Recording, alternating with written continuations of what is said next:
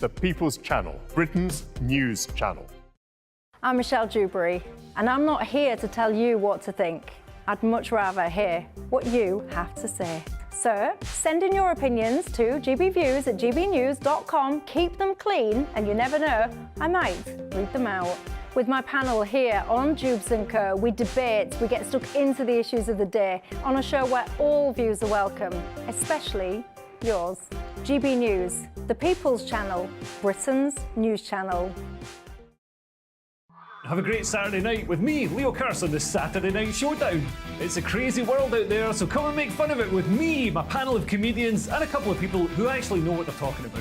This Saturday Night Showdown is your front row ticket to the clown show every Saturday, only on GB News, the People's Channel, Britain's news channel.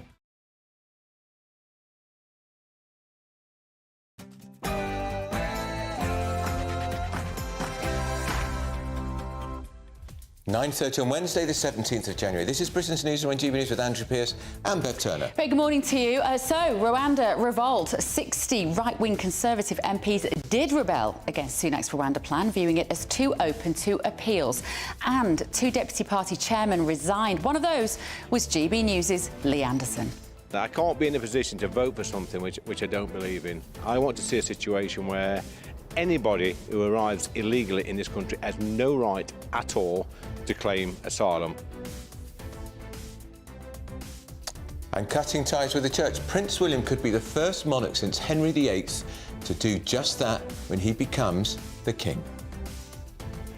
And Muslim prayer ban, or is it? A top London school run by Britain's strictest head is in the High Court this week. Why? Well, because Muslim pupils want a special place to pray. The head has said no to this request. But could this case see all public buildings being legally compelled to provide Muslim prayer rooms? And more bad news for the government. Inflation's gone up. Surprisingly, it's been announced this morning by the Chancellor, Jeremy Hunt. It's gone up to 4%. The Chancellor says the government's plan is still working. And snow and ice warning. Scotland recorded its coldest night of the winter so far as temperatures dropped as low as -14. The big freeze continues across the UK. Are you being affected by it?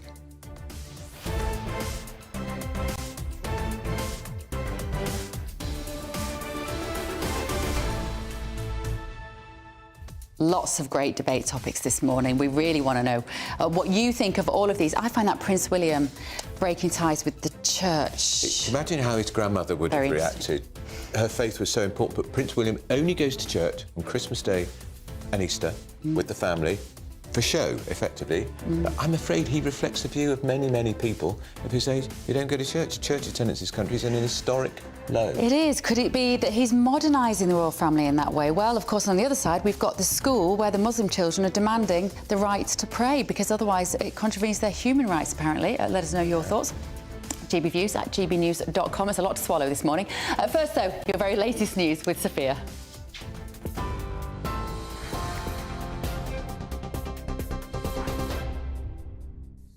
Thanks, Bev. Good morning. It's 9:31. I'm Sophia Wensler in the GB Newsroom.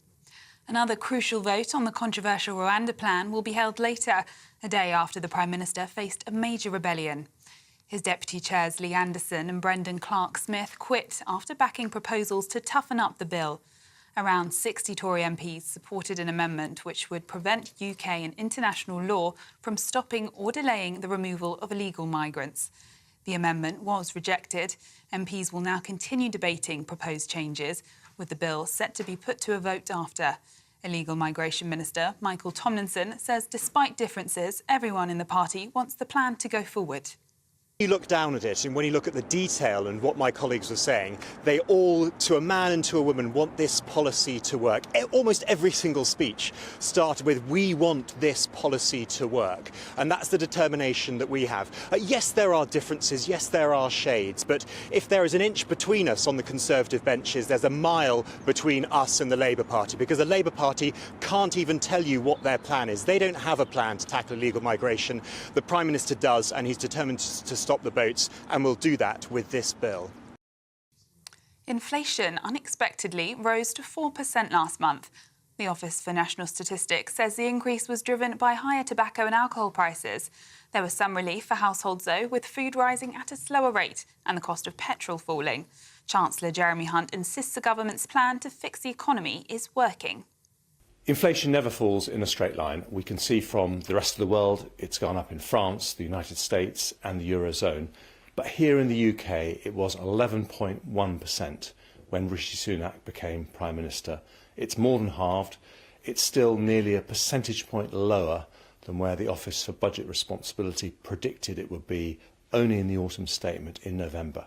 So we have a plan. We've taken very difficult decisions to bring inflation down. That plan is working.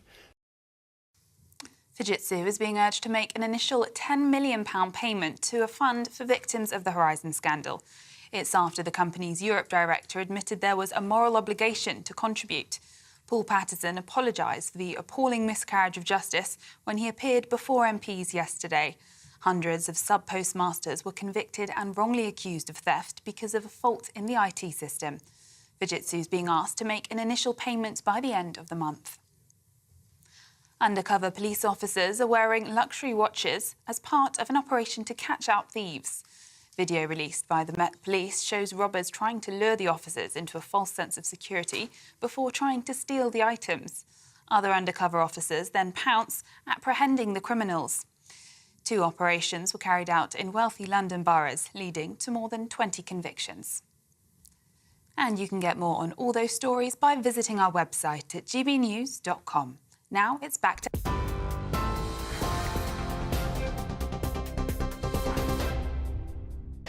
Very good morning, 9:34. Put your phone down, Mr Pearce. Do you see that's a good start? It's a lot happening, you know. We've got to keep checking these headlines. We've got this crucial vote on the government's Rwanda plan. It's going to be held later today as Rishi Sunak faces a major revolt. And, of course, he's already lost his deputy chairman, Lee Anderson, of course, of this parish, and Brendan Clark-Smith, who backed proposals from the right of the party to toughen up the bill. They want to stop appeals because, you know what's going to happen, human rights lawyers are going to crawl all over this stuff. They want to stop all appeals. That's right. So 60 Tory MPs thereabouts, we've got a list of them, supported this amendment which would prevent the UK and international law from stopping or delaying the removal of illegal immigrants. We're expecting the final vote to go ahead later today. Now, and it's what we call the third reading. It's the final stage of the bill. Now, if that is defeated, the authority of the Prime Minister will be shot to pieces. So this is one of those stories where people at home will be going, it's all a bit complicated. I mean, I've been thinking that this morning, right? It's all a bit complicated. All of this legal kind of procedural. It feels very procedural, this story. But the implications are huge. Yeah. What will it mean for Rishi Sunak if this doesn't get voted through? If he loses that bill, Labour will table a confidence vote, I imagine. That will enable Tory MPs to rally around behind him. But Tory Prime Minister faced a confidence vote. Mrs Thatcher, she was gone a year later. Boris Johnson, he was gone. It's the end. It's the end of days. So it triggers a confidence vote in him as a leader, as the Prime Minister? Trigger, because they say he's lost a flagship piece of legislation, but all Tories were rallying behind. 1 or 2 might abstain. But it would be, for me, the beginning of the end of this Prime Minister, and then we would either limp into a general election with him, or do they then replace him? And then we have a fourth, which I want, Prime Minister, as you know, since the general election. I like the idea of that Plan B. I just wonder how many MPs. If it is a busted flush, you saw the Telegraph, they're done, obliterated. And if that's the case, then just throw whatever you've got to say. It means kicking him out and getting someone in better to do it. But I'd lay money that they won't. That he will win the vote tonight, because the argument will be, even though it's flawed, they'd rather have a flawed Rwanda bill than no bill at all. But also, a lot of them cannot face the thought of another leadership contest so close to a general election. Well, then they better just get used to the idea that they're going to face losing all of their seats. Yeah, because remember the poll on Monday, which suggested that the Tories would lose 200 seats, Labour would have a majority of 120, and Reform UK are a major factor in all of that. We're going to be talking to Leader Reform in a moment. Talking of which... He's here. Good morning to you both. Good morning. There's a whole load of noise about this vote this evening. I'm with you, Andrew. I think that all of this noise and hot air, actually, it's like the troops being marched up to the top of the hill, and then they'll all bottle it when it comes to it. All those 60 who voted for the amendment last night, how many of those will actually vote against this evening? I suspect it'll be less than double figures. It'll be just a handful. And it'll be very interesting to see people like Lee Anderson, Brendan Clark-Smith. I mean, Lee said, and he's a man of principle. He said that he finds it hard to vote for something he doesn't believe in. Will he vote for it tonight, or will he actually abstain? I mean, in a sense, he should vote against it, but I don't think they will, because the last thing they want to do is trigger an early general election because they know they're going to get, quite rightly, ousted. Well, I read about this in the Mail today. One of the things the whips were saying, if you vote against it, mate, there's a general election very soon. They'd rather have another 9 months of getting paid. 9 months. But the thing about all of this is the whole thing is a complete dead cat red herring, because even if it does all go through, then the reality is it's not a deterrent. We know it's not a deterrent because only a few hundred would go there. And already this year, in freezing cold weather, hundreds of illegal migrants have made that dangerous trip. Tragically, 5 people have already lost their lives this year. It proves, in horrific tragedy, it's not a deterrent. They should just give it up. This whole thing, this will only stop when someone who is leading this country has the courage and the guts and the spine to say, we're picking up and we're taking back to France. That is the only thing that will stop it. Who are you suggesting? You think it might be you? Well, I'll tell you what, no one else at the moment is saying this. We're entitled to do it under international treaties. I've read them, I know the clauses, but the leaders of the Tories and the Labour Party, they're utterly spineless on this. We know it works because it worked in Australia. It would very much sour the champagne in Davos this week, that kind of talk. Oh, I know. I turned down an invitation, you'll be pleased to know. Quite right. Quite right. Now, stay with us, because we're going to talk now to Richard Graham, who's the Tory MP for Gloucester. Now, he's part of the... there's so many groups. Which lot are you, Richard? Remind us. You're the One Nation Conservatives, as opposed to the right-wing Tories. So your position today... I'm a Conservative MP, full stop. OK, fine. We're all Conservative MPs. Don't try and divide us. OK, but we've got... Doing a pretty good job of that yourself. We've got the former Lord Chancellor, Robert... Buckland. Buckland, thank you very much. He's tabling an amendment today. Are you going to support that?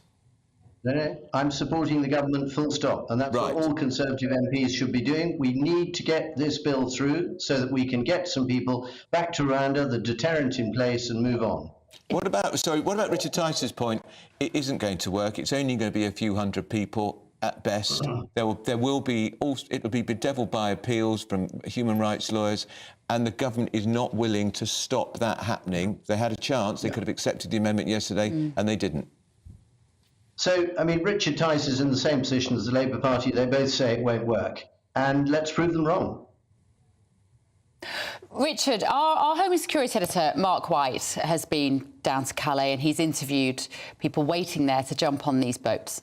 And apparently the idea of Rwanda being a deterrent is a source of great comedy to people who are down there waiting to get across here for all sorts of reasons. They believe that they can just use an excuse when they arrive here to not get on that aeroplane, be it whatever. Their mental health, their mental well-being is one of the reasons they could cite. They get a letter from the GP to say this person isn't fit to fly, they're going to be so distressed they'll take their own life, etc. The bar is so low on the appeals process that even the asylum seekers themselves, the refugees, the economic migrants, whatever you want to call them, they think it's a joke. Do you have any evidence that it will be a deterrent? Well, look at the Migration Watch report. That is crucial. They made it very clear that they thought this would be a powerful deterrent. And frankly, if it wasn't going to be a deterrent, then what's all the fuss about? Because from Labour's point of view, if everybody comes here and they'll all be able to get through with legal help their various, largely made-up excuses, then they wouldn't be worried about this at all. So I think that, frankly, there's a lot of wild speculation from people with political agendas of their own, whether it's Labour, Reform or anybody else. This will have a considerable impact. We should get on and do it. Every Conservative MP wants to see it happen, so let's do it. And by the way, it will happen. I'm confident of that. I think I agree with it. But what about Richard Tice's point, Richard, that it's quite simple. If they were in power, if he was Prime Minister, he would order the boats to be turned back. That's what happened in Australia. He says he's read the international treaties. We can do it. We've got the laws now. Is he right? And if he is right, why don't we do it? No, he's completely wrong, of course, and the situation in Australia is completely different. It's a very different sea. It's not a major traffic point for huge international shipping.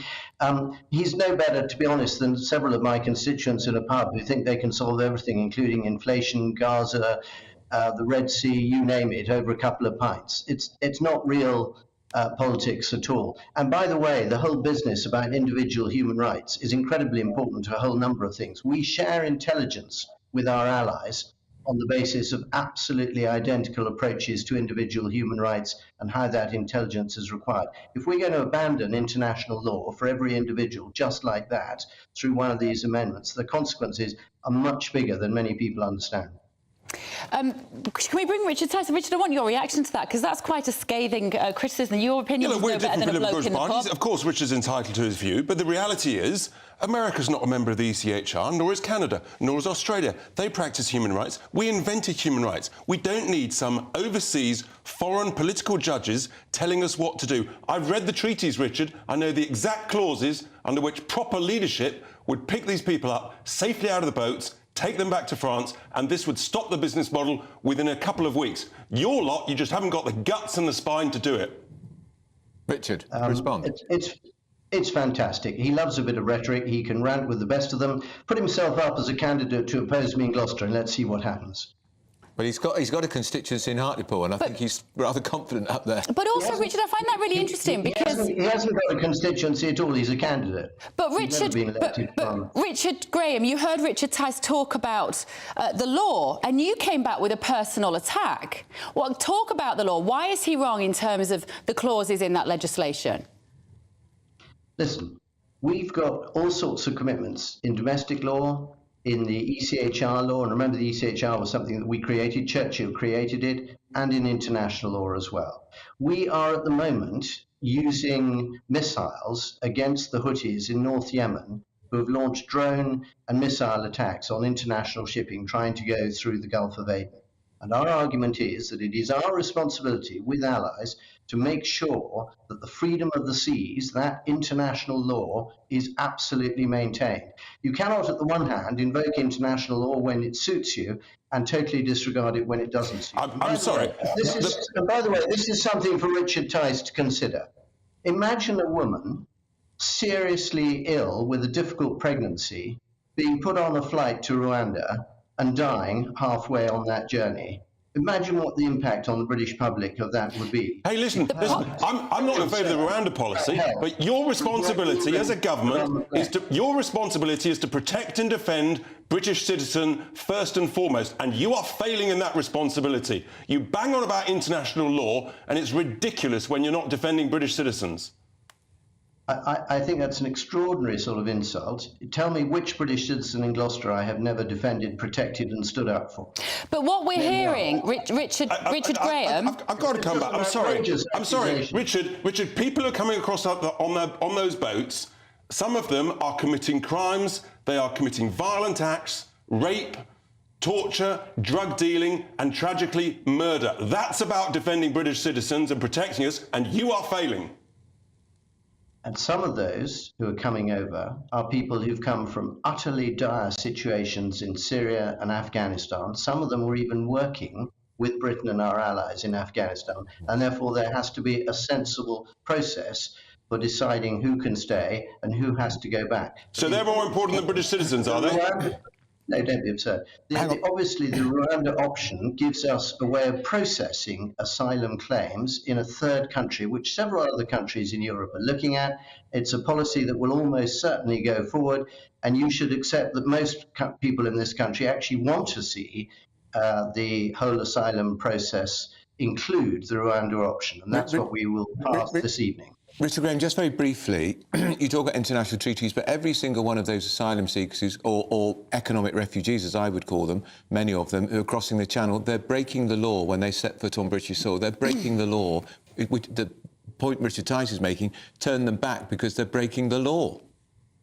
Listen, who is going to put a small boat, which is almost certainly going to be in danger in the weather for about half the year, back onto the sea with the possibility of those people dying in it. It's not what the Royal Navy is going to do under any government. And it's not what I'm suggesting, Richard. It's listen to what I'm saying. You pick up out of the boats, you put them in the border force cutters, and you take them back to Dunkirk and Calais. I honestly not really here to be ranted at by another politician who's hoping to get elected. Well, we appreciate your time, Richard Graham, this morning. You are an extremely popular local constituent MP, and I think you do a brilliant job in your area of Gloucester. But I like to see the debate, and that, frankly, is the kind of debate that we have not seen enough of. And we should, and just be clarify, Richard Tice, how you would do it. So At the moment, physically, what happens is people are safely taken out of the dinghies onto the border force cutters. That's right. I've been out there in the middle of Channel. Yes. I've seen it happen. Yeah.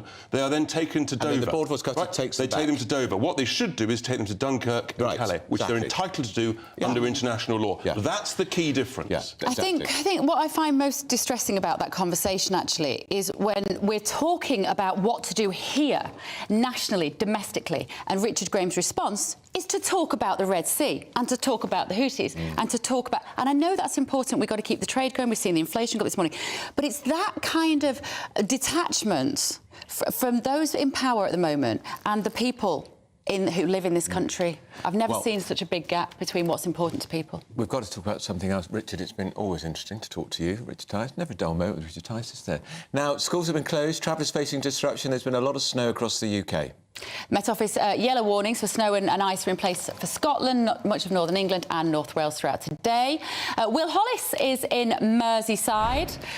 Good morning, Will. Looking like you've got a little smattering of snow there, but it's going to get worse, isn't it?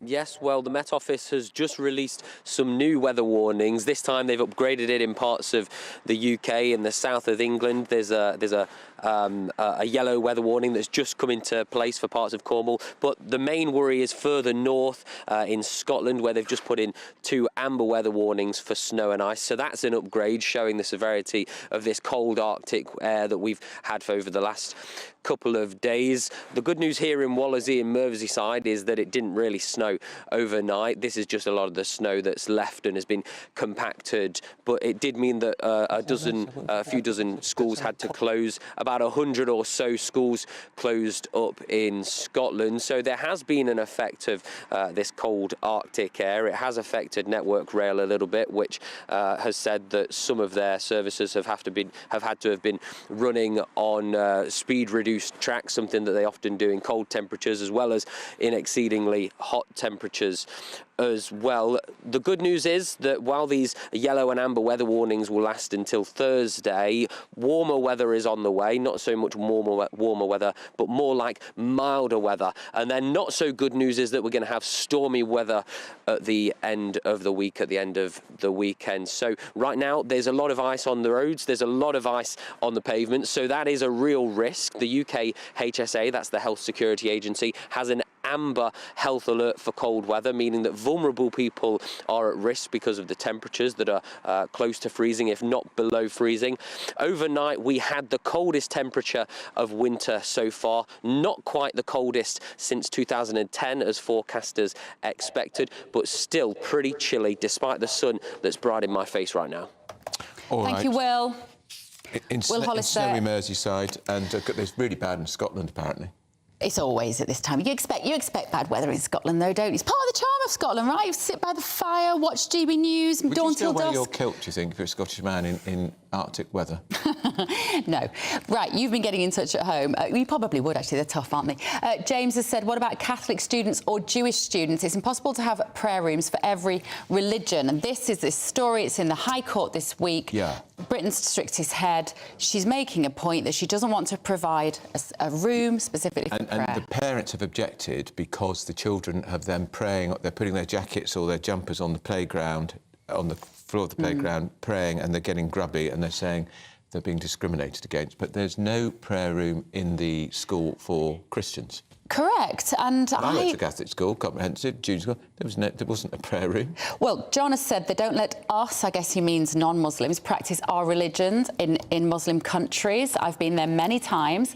Kim says, I think they should pray at home before school and work. They came to the UK, or some of them, of course, will have been born here, when in Rome, you know, do as the Romans do. And Sula says, this makes me so angry. This is not a Muslim country. Why do so many Muslims get upset if they can't have a prayer room in a school? There are so many mosques in London where I live. They almost outnumber churches and synagogues. No, no, no. And of course, the head teacher's point is that Christian kids can sit at their desk or they can just sit in the playground and put their hands together. Why can't the Muslim kids do the same? That's all going to be thrashed out in court. And one view is, if the school loses, it could be a requirement then for every public building to have which a Muslim prayer room. I think that's almost already in law. But anyway, lots to talk about this morning. Don't go anywhere. The north of England isn't the only place in a deep freeze. Stormont remains on ice. The DUP refused to vote for a speaker. We're going to have Arlene Foster. A brighter outlook with Box Solar, sponsors of weather on GB News.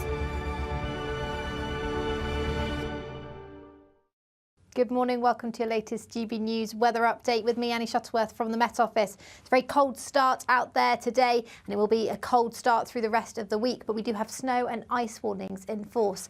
This area of low pressure to the south of the UK could bring a dusting of snow over the next few hours across the south coast, but there is some uncertainty in that still. But for many of us, it's going to be a dry day, but it will stay cold through much of the day, below freezing for some northern areas, particularly where there is already any snow cover. So do take care if you're travelling, because across the north and west, there's likely to be ice on the roads. A little bit milder and lighter winds in the south, so not too bad in the sunshine. Similar feel to Monday and Tuesday here.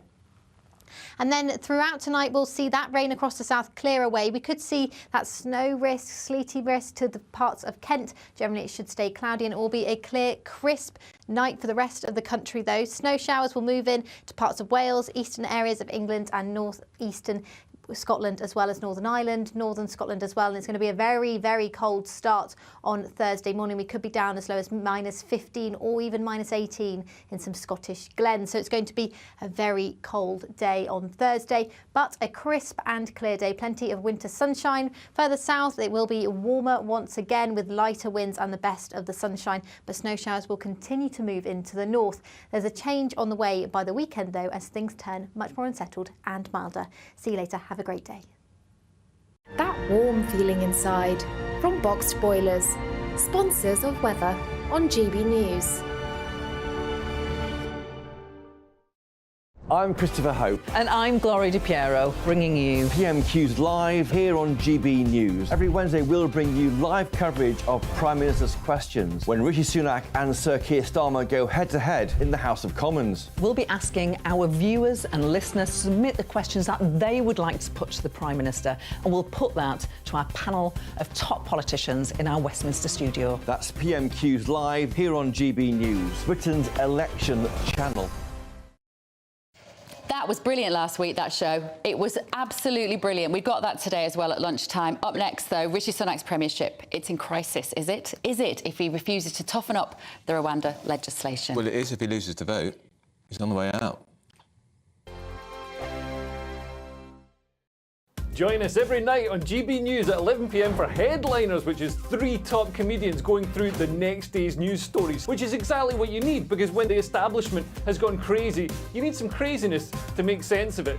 Headliners. You don't have to bother reading the newspaper. We've got it covered for you. Every night at 11 p.m. and repeated every morning at 5 a.m. We won't send you to sleep like some of the other paper review shows out there. So join us 11 p.m. every night on GB News. The People's Channel, Britain's news channel. I think the most exciting bit for me is talking to people. People who I think are ignored often by the major news channels. We're going to give news they want to hear. There's a voice there that needs to be heard. I think there's a chance here for a diversity of opinion to be expressed, which you don't find elsewhere. It's really exciting. We don't hold back. We're free to say how decisions that are taken here affect us all around the country. Only on GB News, the People's Channel, Britain's news channel. I'm Michelle Dewberry, and I'm not here to tell you what to think. I'd much rather hear what you have to say. So send in your opinions to gbviews@gbnews.com. Keep them clean, and you never know, I might read them out. With my panel here on Jubes & Co, we debate, we get stuck into the issues of the day on a show where all views are welcome, especially yours. GB News, the People's Channel, Britain's news channel. In the GB Newsroom, we bring you the news as it happens. With our team of dedicated journalists across the UK, we're ready to give you accurate reporting every day. When the news breaks, we'll be there with bulletins on GB News, the People's Channel, Britain's news channel. Your weekend starts here with Friday Night Live with me, Mark Dolan, 8 till 9 on GB News. Big stories, big guests and big laughs as we get you ready for a cracking weekend. That's Friday Night Live with Mark Dolan. Fridays 8 till 9 on GB News. Bring your own drinks. The admission's free. Good afternoon, Britain. Good afternoon, Britain. Join us, Tom and Emily, To find out what's happening in the heart of Westminster. and why it matters to you. Weekdays from midday, we bring you the most compelling stories from across the United Kingdom. And from your doorstep to our inbox. That's right, we want to hear from you. GB News, Britain's news channel. Big news, big debates, big opinion. Patrick Christie's Tonight is the week's biggest show. Every weekday, 9 to 11 p.m, we've got the inside track on the day's top stories. There'll be sharp takes you won't get anywhere else. We will set the news agenda, not just follow it, and I want to bring you along for the ride. Whatever it is, we'll have our finger on the pulse. It's news, but it's this close to entertainment. Patrick Christie's Tonight, 9 to 11 p.m, only on GB News, the People's Channel, Britain's news channel.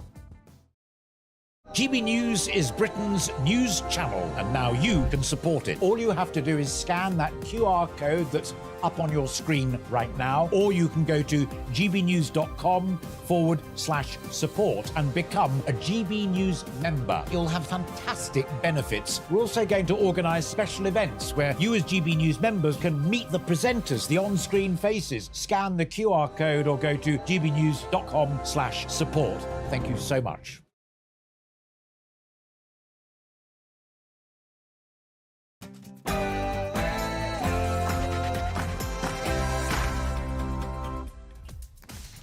Good morning, it's 10 o'clock on Wednesday the 17th of January. I forgot it was my turn. This is Britain's Newsroom on GB News with me, Bev Turner and Andrew Pearce. Tories quitting, 60 right-wing Conservative MPs rebelled against Rishi Sunak's Rwanda plan. 2 deputy party chairmen, they both resigned. A Muslim prayer ban. A top London school run by Britain's strictest head is in the High Court this week. Why? Well, because Muslim pupils want a special place to pray. The head has said no to this request, but could this see all public buildings being legally compelled to provide Muslim prayer rooms? What do you think? And there's been a surprising rise in inflation. It's been announced this morning. Chancellor Jeremy Hunt insists the government's plan is still working despite it going up to 4%. Booze and fags is the reason. And a return to Stormont. The race is on for the Northern Ireland Assembly to elect a new speaker as the deadline to restore the devolved government looms.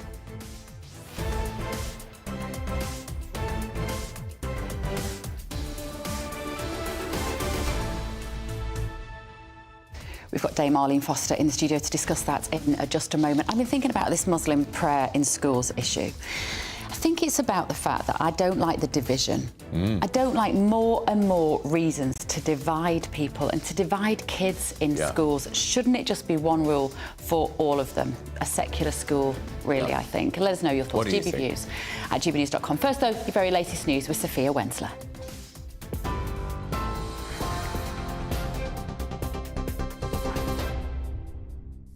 Thanks, Bev. Good morning. It's 1 minute past 10. I'm Sophia Wensler in the GB Newsroom. Another crucial vote on the controversial Rwanda plan will be held later, a day after the Prime Minister faced a major rebellion. His deputy chairs Lee Anderson and Brendan Clark-Smith quit after backing proposals to toughen up the bill.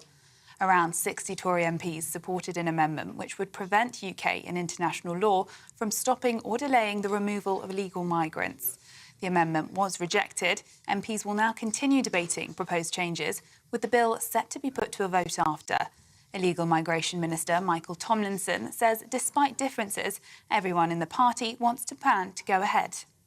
When you look down at it and when you look at the detail and what my colleagues were saying, they all, to a man and to a woman, want this policy to work. Almost every single speech started with, we want this policy to work. And that's the determination that we have. Yes, there are differences. Yes, there are shades. But if there is an inch between us on the Conservative benches, there's a mile between us and the Labour Party, because the Labour Party can't even tell you what their plan is. They don't have a plan to tackle illegal migration. The Prime Minister does, and he's determined to stop the boats, and we'll do that with this bill. Now, inflation unexpectedly rose to 4% last month. The Office for National Statistics says the increase was driven by higher tobacco and alcohol prices. There was some relief for households, though, with food rising at slower rates and the cost of petrol falling. Chancellor Jeremy Hunt insists the government's plan to fix the economy is working. Inflation never falls in a straight line. We can see from the rest of the world it's gone up in France, the United States and the Eurozone. But here in the UK it was 11.1% when Rishi Sunak became Prime Minister. It's more than halved. It's still nearly a percentage point lower than where the Office for Budget Responsibility predicted it would be only in the autumn statement in November. So we have a plan. We've taken very difficult decisions to bring inflation down. That plan is working. Meanwhile, Shadow Culture Secretary Thangam Debonair says the government still isn't doing enough to bring the numbers down. Inflation's gone up, and my heart goes out to the people who already at the moment are working out, how can I get to the end of the month? Do you know what? They probably didn't, your viewers probably didn't need to see the figures to know what was happening, because they can work it out in their own finances. It's so desperately disappointing to see a government that just doesn't seem to want to govern anymore. That's what governments are supposed to do. I don't hear a peep from Rishi Sunak, but this weak Prime Minister or any of his ministers about how they're dealing with the problems that are actually facing working people up and down this country. Fujitsu is being urged to make an initial £10 million payment to a fund for victims of the Horizon scandal. It's after the company's Europe director admitted there was a moral obligation to contribute. Paul Patterson apologised for the appalling miscarriage of justice when he appeared before MPs yesterday. Hundreds of sub-postmasters were convicted and wrongly accused of theft because of a fault in the IT system. Fujitsu is being asked to make an initial payment by the end of this month. Undercover police officers are wearing luxury watches as part of an operation to catch out thieves.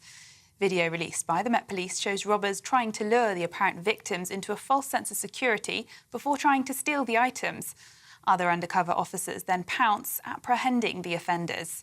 2 operations were carried out in wealthy London boroughs, leading to more than 20 convictions. Met Commander for Intelligence Ben Russell says the police tactics are working.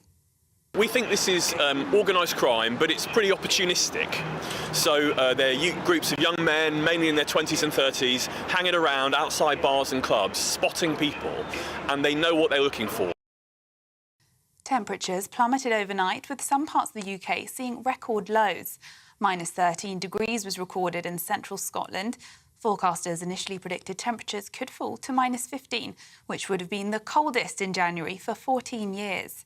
The Met Office says freezing temperatures and snow will continue this week, and potentially disruptive stormy weather will end next week. This is GB News across the UK on TV, in your car, on your digital radio and on your smart speaker by saying play GB News. Now it's back to Andrew and Bev.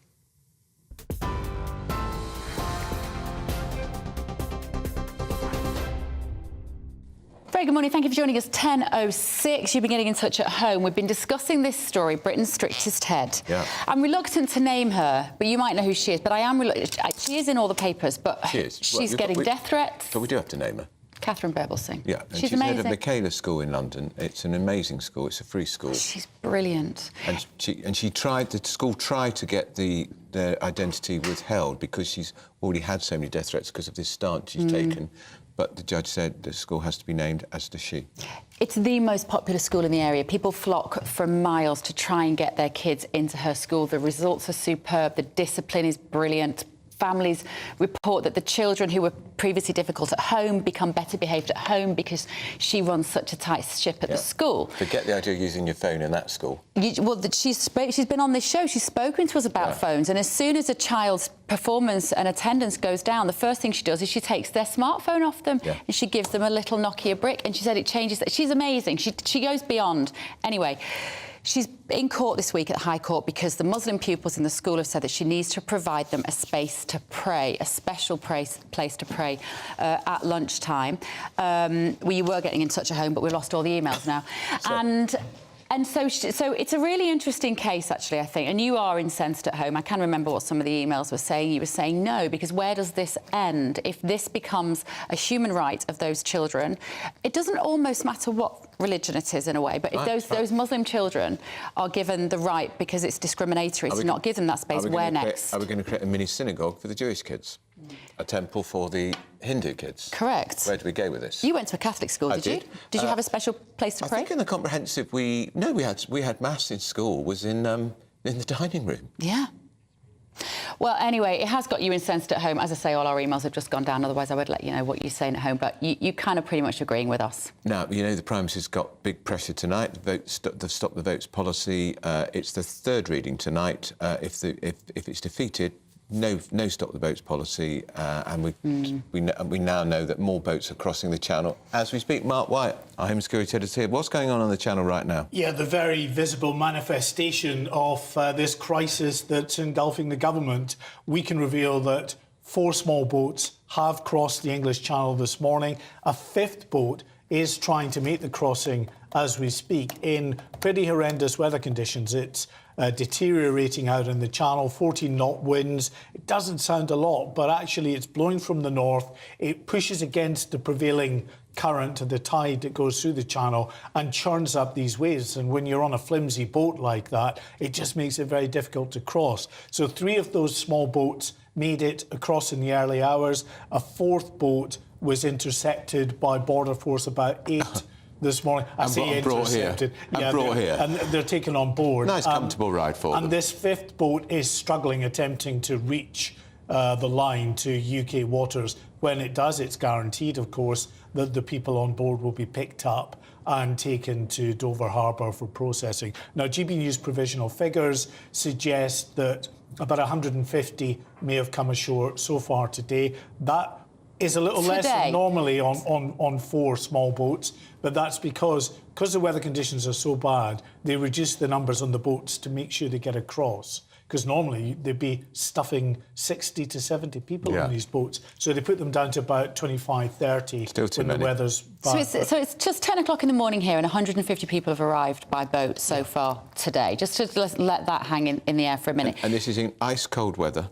The sea is ice cold. Well, so this is interesting. I've been speaking to a maritime security source this morning who said that the decision by these criminal gangs to push the boats out is crazily stupid. He said the criminal gangs have a callous disregard for the safety of those they push ashore in these flimsy boats. He said it's crazily stupid, as I just said. These winds make conditions very dangerous, and with sub-zero temperatures, anyone who does end up in the water only has minutes to live. I don't know whether you heard, Mark, to our debate we had, a very fiery debate. If you missed it, do go back and watch it on YouTube with Richard Tice and our other Richard, MP for Gloucestershire. Richard Graham, thank you.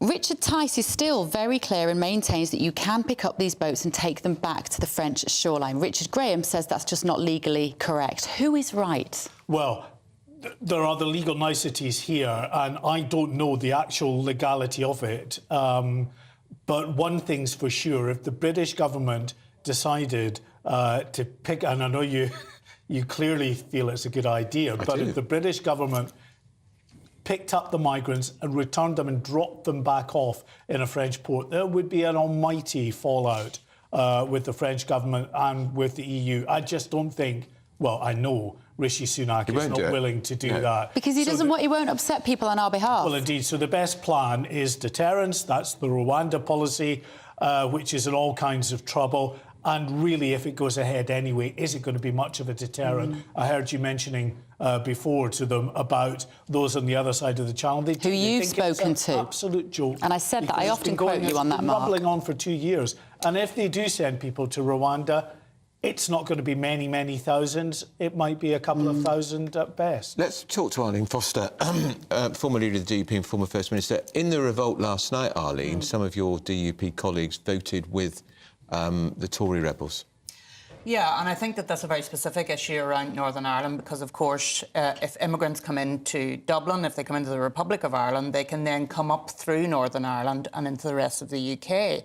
So I think they're very concerned about that because the Rwanda policy, they are saying, is at risk because of Article 2 of the Protocol. Article 2 of the Protocol said that there will be no diminution in rights for those people living in Northern Ireland. Some nationalists, many nationalists, see that as a safeguard to protect ECHR in Northern Ireland. Now, there was an immigration case, well, it wasn't a specific immigration case, but it was around this area called D'Souza about British nationality. And the court sided with the government on that occasion.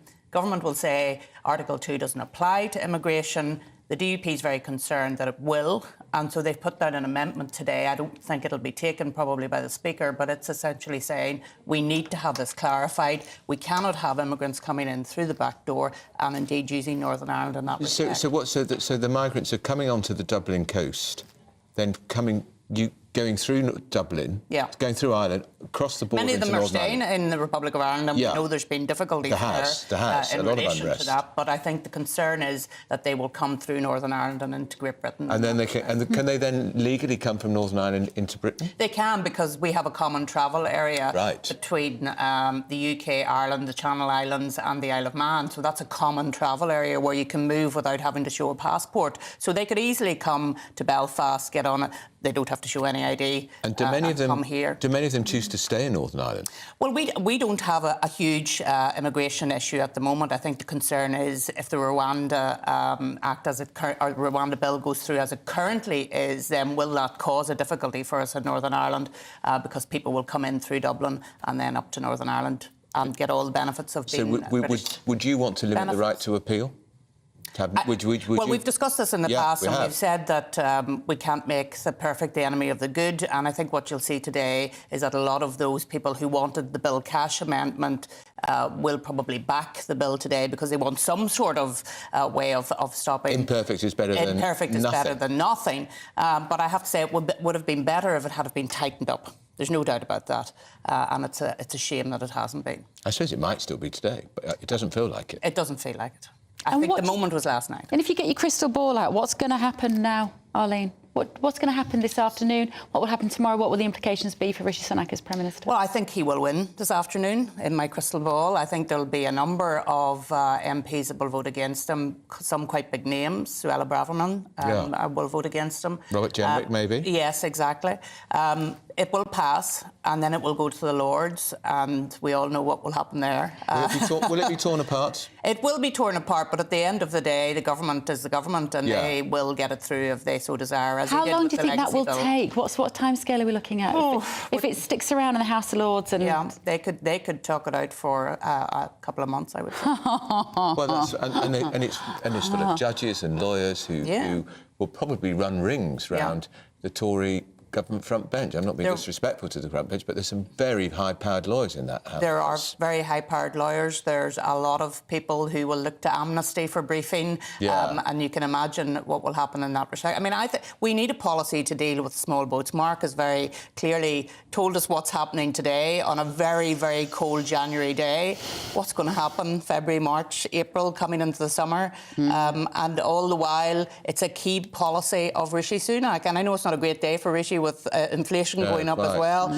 But he needs to get this policy through today. I think he will get it through the Commons today. It'll be a case where a lot of people will, some of his big names will vote against him, but I think, and we've seen Robert Graham saying, you need to get this. I still think there's an issue for him about going late for a general election, because if 150 have arrived today, Mark tells us, in ice-cold weather, the wind's rising, what's it going to be like in April and May when the weather is calm? The sea is become...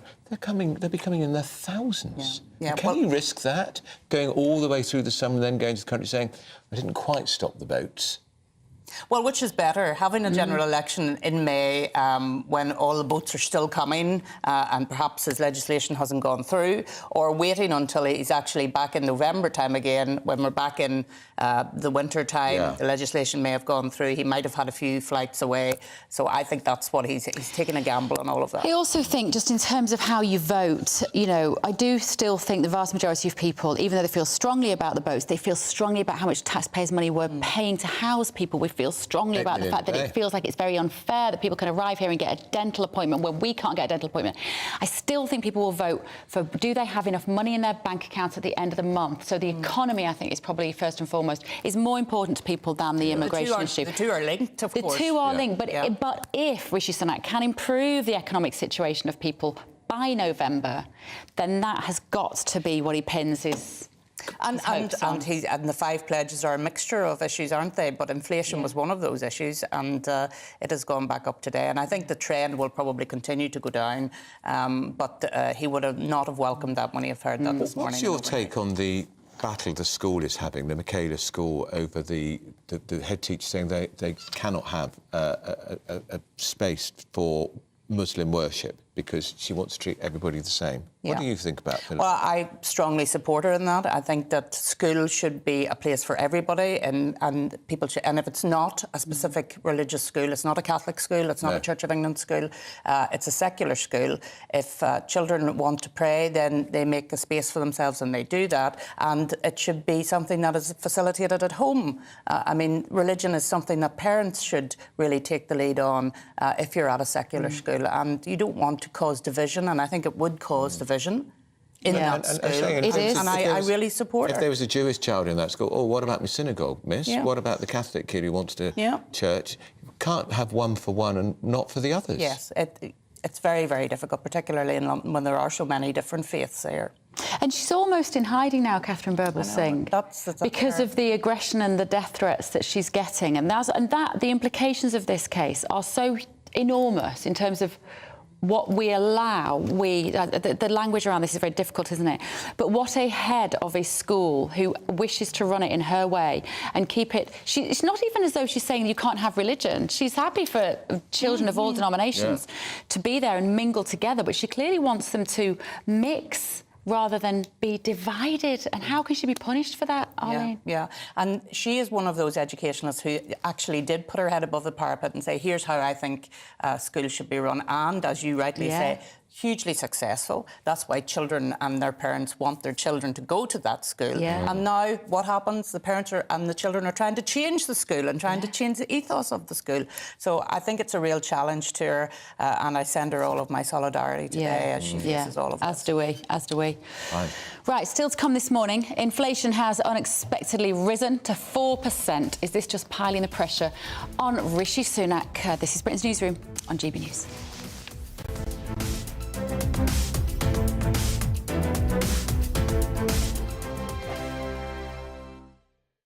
Wake up to the headlines with Headliners every morning at 5 a.m.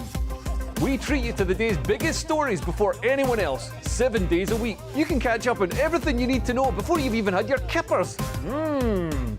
Headliners every morning at 5 a.m. only on GB News, the People's Channel, Britain's news channel. I'm Andrew Doyle. Join me at 7 o'clock every Sunday night for Free Speech Nation, the show where I tackle the week's biggest stories in politics and current affairs with the help of my 2 comedian panellists and a variety of special guests. Free Speech Nation, Sunday nights from 7 on GB News, the People's Channel, Britain's news channel. Big news, big debates, big opinion. Patrick Christie's Tonight is the week's biggest show. Every weekday, 9 to 11 p.m, we've got the inside track on the day's top stories. There'll be sharp takes you won't get anywhere else. We will set the news agenda, not just follow it, and I want to bring you along for the ride. Whatever it is, we'll have our finger on the pulse. It's news, but it's this close to entertainment. Patrick Christie's Tonight, 9 to 11 p.m, only on GB News, the People's Channel, Britain's news channel.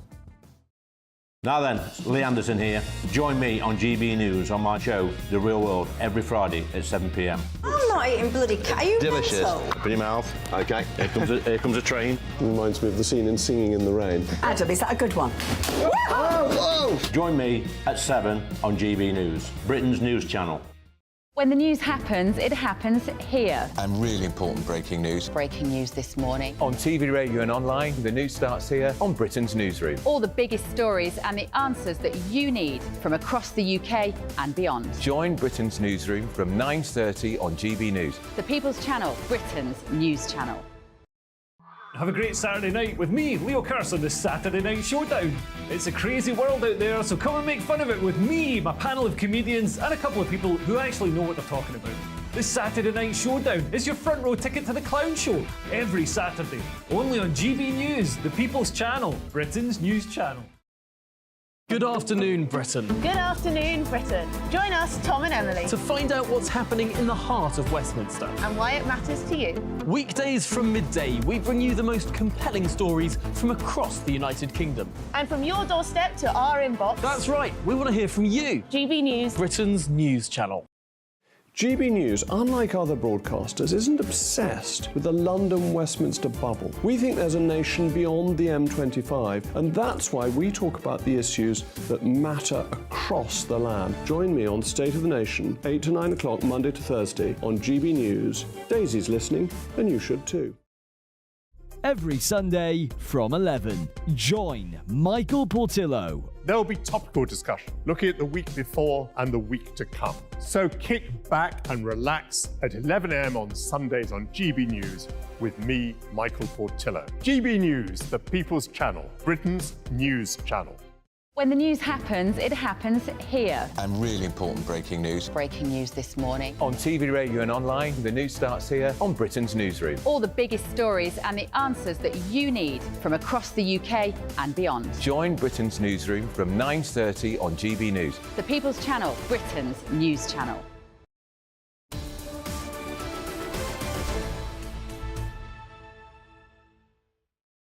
You are with Britain's Newsroom on GB News. It is 10:23. Shall we have a look what our lovely viewers and listeners have been saying at home? They've come back now. Do you know what I felt like then? I felt like a postmaster being harassed by Fujitsu down the line. They deleted all my emails.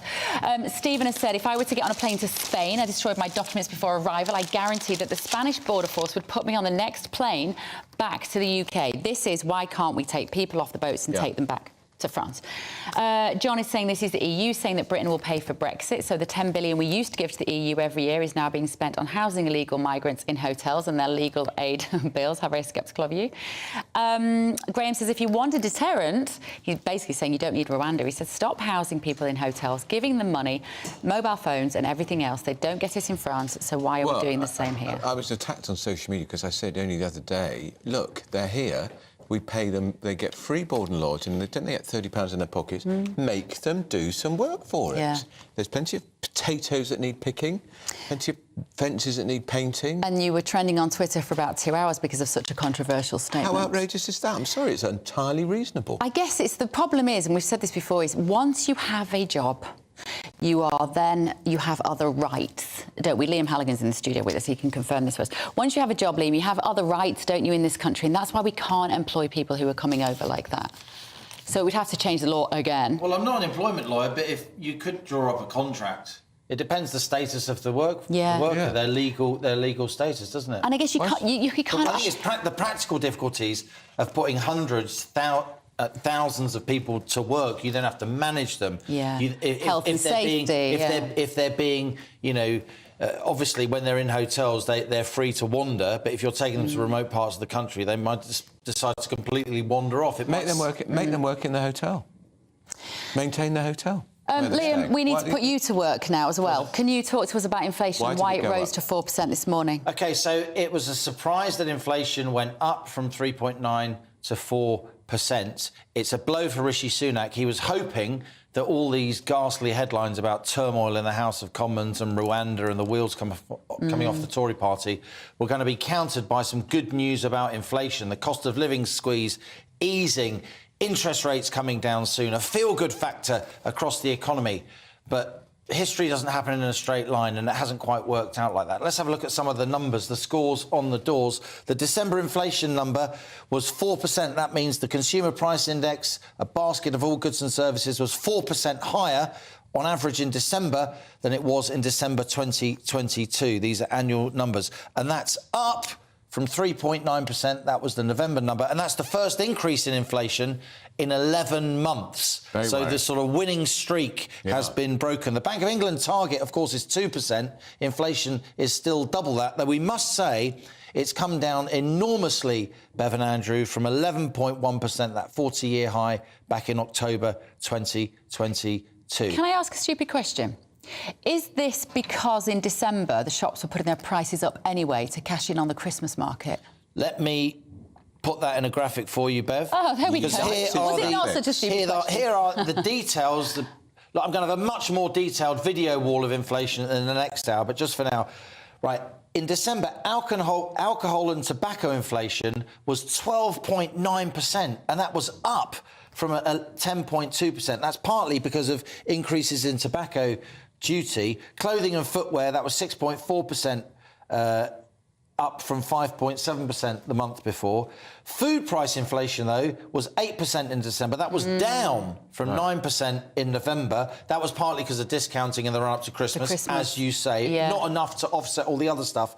And transport inflation was minus 1.3. What does that mean, minus inflation? That means transport costs actually came down. The price of transport came down in December compared to December 2022 because petrol was 9% cheaper in December last year than the December the year before, and diesel was 15% cheaper because oil prices had come down. So the sum total is that inflation as a whole has come down, but some has gone up, but some components of it have come down. And the good news on the fuel could be offset by what's happening out in the Red Sea. This is the thing. We've got all this geopolitical angst, haven't we? We've had freight tankers being blocked going through the Red Sea into the Suez Canal onto European markets. Shell have just announced, the mighty oil major Shell, they're not going to use the Suez Canal anymore. And never again? Not for now, until the Houthi rebels stop drone attacking freight transport, because it's really hard to insure these ships, right? And it's really hard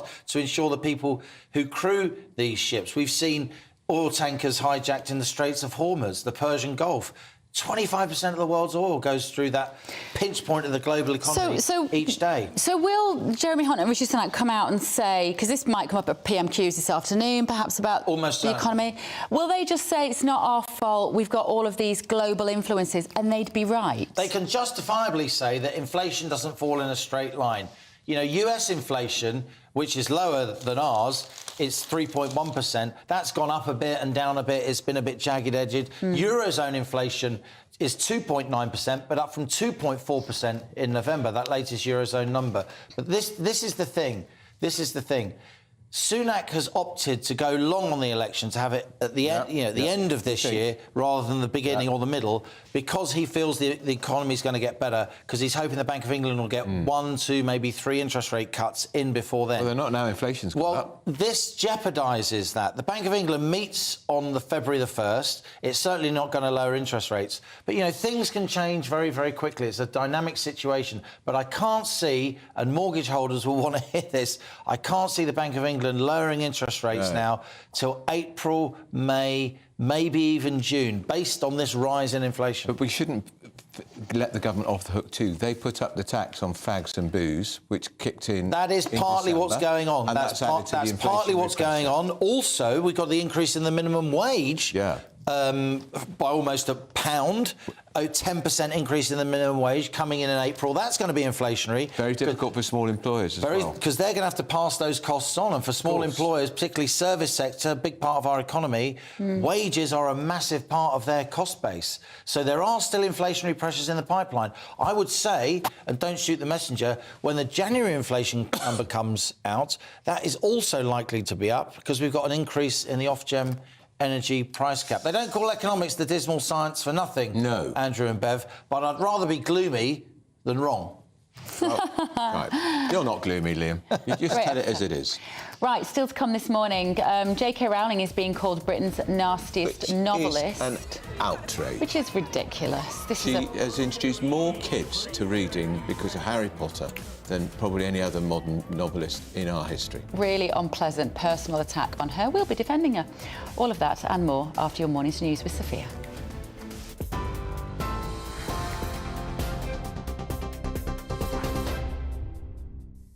Thanks, Bev. It's 10:31. I'm Sophia Wensler in the GB Newsroom. Another crucial vote on the controversial Rwanda plan will be held later, a day after the Prime Minister faced a major rebellion. His deputy chairs, Lee Anderson and Brendan Clark-Smith, quit after backing proposals to toughen up the bill. Around 60 Tory MPs supported an amendment which was ultimately rejected to prevent UK and international law from stopping or delaying the removal of legal migrants. MPs will now continue debating proposed changes, with the bill set to be put to a vote after. 4 small boats have been intercepted trying to cross the channel, with provisional figures showing at least 150 people have landed in Dover today. A 5th boat has been spotted trying to make the journey as the weather deteriorates. The migrant boats are the first since the weekend, and after 5 people drowned after they got into difficulty just off the coast of Boulogne. Inflation unexpectedly rose to 4% last month. The Office for National Statistics says the increase was driven by higher tobacco and alcohol prices. There was some relief for households, though, with food rising at a slower rate and the cost of petrol falling. Chancellor Jeremy Hunt insists the government's plan to fix the economy is working. Fujitsu is being urged to make an initial £10 million payment to a fund for victims of the Horizon scandal. It's after the company's Europe director admitted there was a moral obligation to contribute. Paul Patterson apologised for the appalling miscarriage of justice when he appeared before MPs yesterday. Hundreds of sub-postmasters were convicted and wrongly accused of theft because of a fault in the IT system. Fujitsu is being asked to make an initial payment by the end of this month. And you can get more on all those stories by visiting our website at gbnews.com.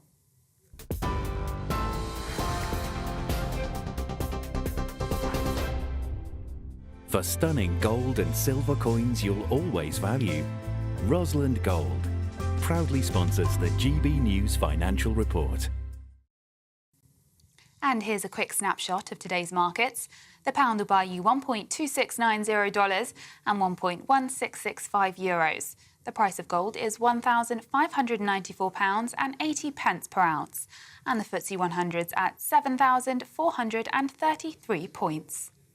Rosalind Gold proudly sponsors the GB News Financial Report. Still to come, junior doctors in Wales are continuing their 3rd day of industrial action.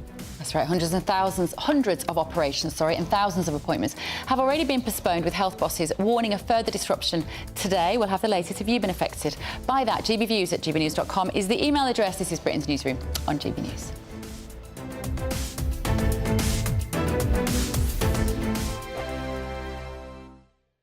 Your weekend starts here with Friday Night Live with me, Mark Dolan, 8 till 9 on GB News. Big stories, big guests and big laughs as we get you ready for a cracking weekend. That's Friday Night Live with Mark Dolan, Fridays 8 till 9 on GB News. Bring your own drinks, the admission's free.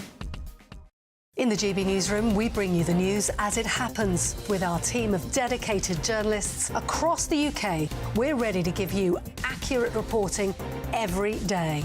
When the news breaks, we'll be there with bulletins on GB News, the People's Channel, Britain's news channel. Big news, big debates, big opinion.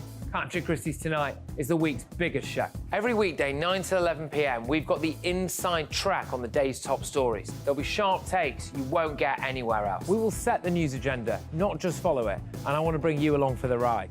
Whatever it is, we'll have our finger on the pulse.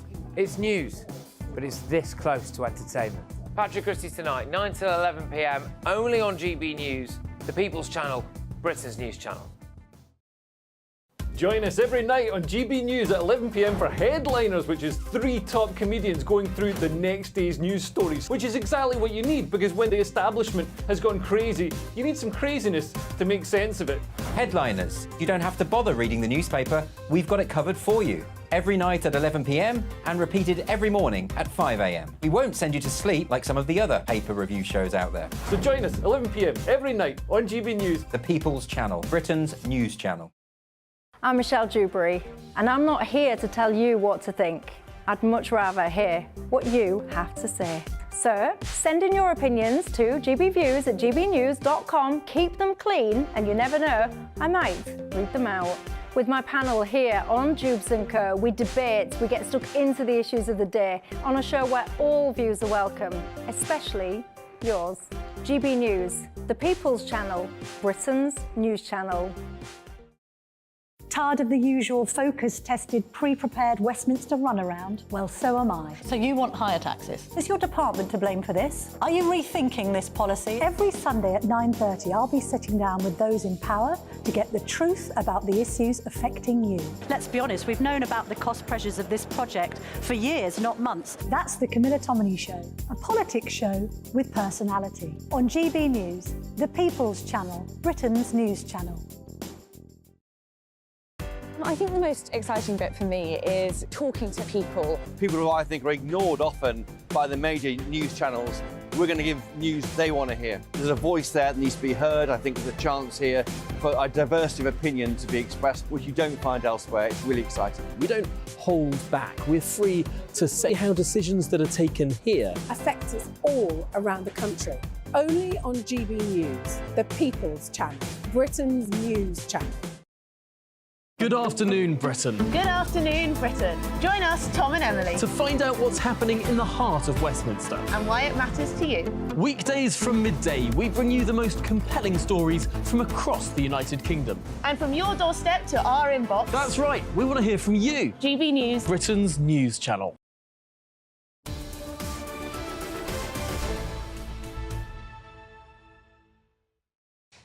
Now, is Prince William going to make history by becoming the first British monarch since Henry VIII to break official ties with the Church of England by not being its head? That's right. William attends services at significant times of the year, such as Christmas and Easter, but he's not a regular churchgoer. We're joined now to former chaplain to the Queen, Queen Elizabeth II, Dr Gavin Ashton. Dr Ashton, morning to you. Now, this has come out of Robert Hardman's excellent book on the monarchy. He, as you know, he's got impeccable royal sources, and he says William doesn't feel close to the church. He doesn't have the same faith as either his father or his grandmother, and therefore he may not take on that role as effectively governor of the Church of England.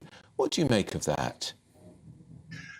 I think it's very interesting, and it's almost certainly true. William doesn't show any signs of being alive to the vibrancy of Christian faith, and in that sense he's very representative of his generation. But I don't think he understands the monarchy, because although lots of people have talked about disestablishing the Church of England and changing our constitutional arrangements, they're immensely complex, and they go back through 500 years of legislation. What we could do is have a referendum and have a republic and start all over again. Lots of countries do that. But unpicking and unwinding our present arrangements are simply beyond the scope of our resources. It would take an army of lawyers 10 years to do it. So I think he either has to accept the fact that this is a role he plays, whether he likes it or not, which is part actually of the burden of monarchy, or if he feels that strongly and he can't do it, then step aside and abdicate and see if there's somebody else in the royal succession who can. He's reflecting the public view, isn't he, Dr Ashenden, because so few people now go to church, particularly people of Prince William's age. Isn't that more a reflection on how the church has so manifestly failed? Oh, well, it's failed in this country, absolutely, but it's immense. It's growing like wildfire in other parts of the world. It's just that secular Europe has lost the faith, and it's replacing it effectively with wokery, if you like. So it's hard to know how much the church has failed and how much the people don't want something that disturbs our enjoyment of life. When people come close to death, suddenly it looks a bit different. But it's certainly true that he's reflecting a discomfort with Christianity in Europe. But I think that's to his loss and our loss. I don't think it's a virtue. I mean, not knowing what you're doing here as a human being is not a strength of character.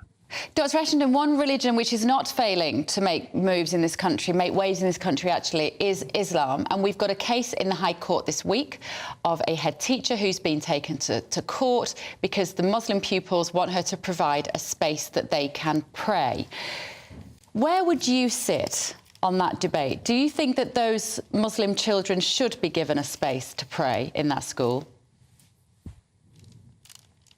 I'd go back further and talk about the equalities legislation that we face. The problem is it's a secular and blunt instrument, and it treats all religion as though they're the same, but they're not at all the same. I mean, for example, when Christians try and pray in this country on pavements near abortion clinics, they get arrested, even though they're praying quietly and silently. But when Muslims want to pray, they block the streets outside Downing Street and pray in great numbers in public, and they're praised as a civic virtue. I think that the headmistress in this particular case has decided that public displays of spirituality by Muslims are not unconnected with an element of the display of power and influence in society. That's how Islam uses its prayer often in public. So when Muslims pray, it's different from when Jews pray, it's different from when Christians pray. We should treat them on their merits. If the headmistress in this case thinks it's producing a degree of social disruption, I think she's perfectly entitled to want to run a school without social disruption. We can all pray privately in our homes, as most of us, those of us who pray, do anyway. And the school is in London, which is one of the most diverse parts of the country. If she agreed to give a prayer room for the Muslims, then if you've got Jewish children in that school or Hindu children in that school, can they have a temple, please? Can they have a mini synagogue? Where does it end? I think it's worse than that. I mean, you're right. That's the first argument. But the next argument is, what's it being used for? The difficulty I have with Islam, I mean, Islam is a very muscular religion. It's spreading, as you quite rightly say, like wildfire.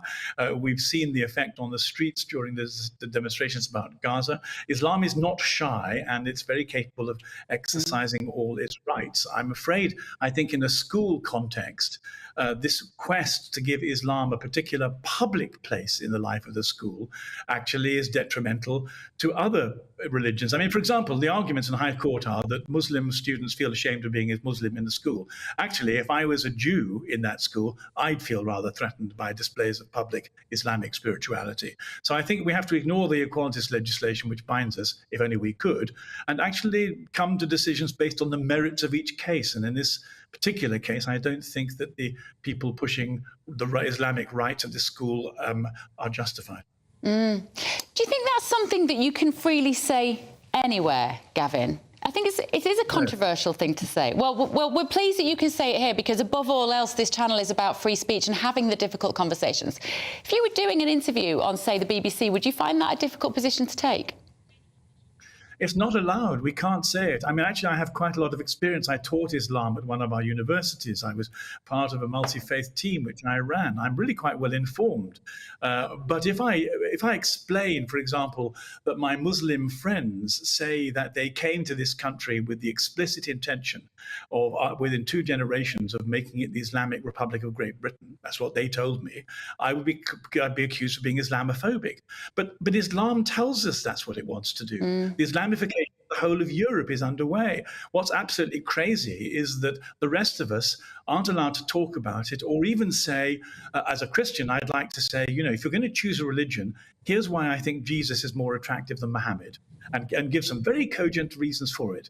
But you're not allowed even to have the conversation in public, lest, in terms of equalities legislation, you're thought to be being closed-minded about the virtues of what they present. Actually, what we should be being is open-minded and talking about it so that we can evaluate it. And then those who want to be Muslims, let them be so.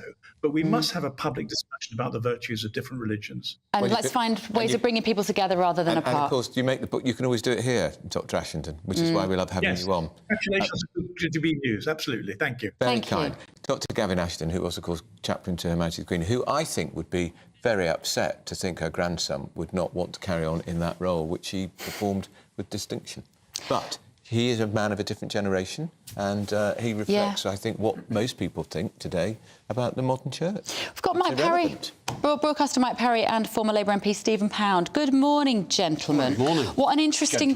Well, at least one of you. Yeah, thank you, yes. What an interesting debate to have, if I do say so myself, but also what an interesting perspective, Mike, for Gavin to take there, to say, I hate it when I hear we're not allowed to say this. There's one sentence that makes my blood run cold, it is that. Yeah, OK.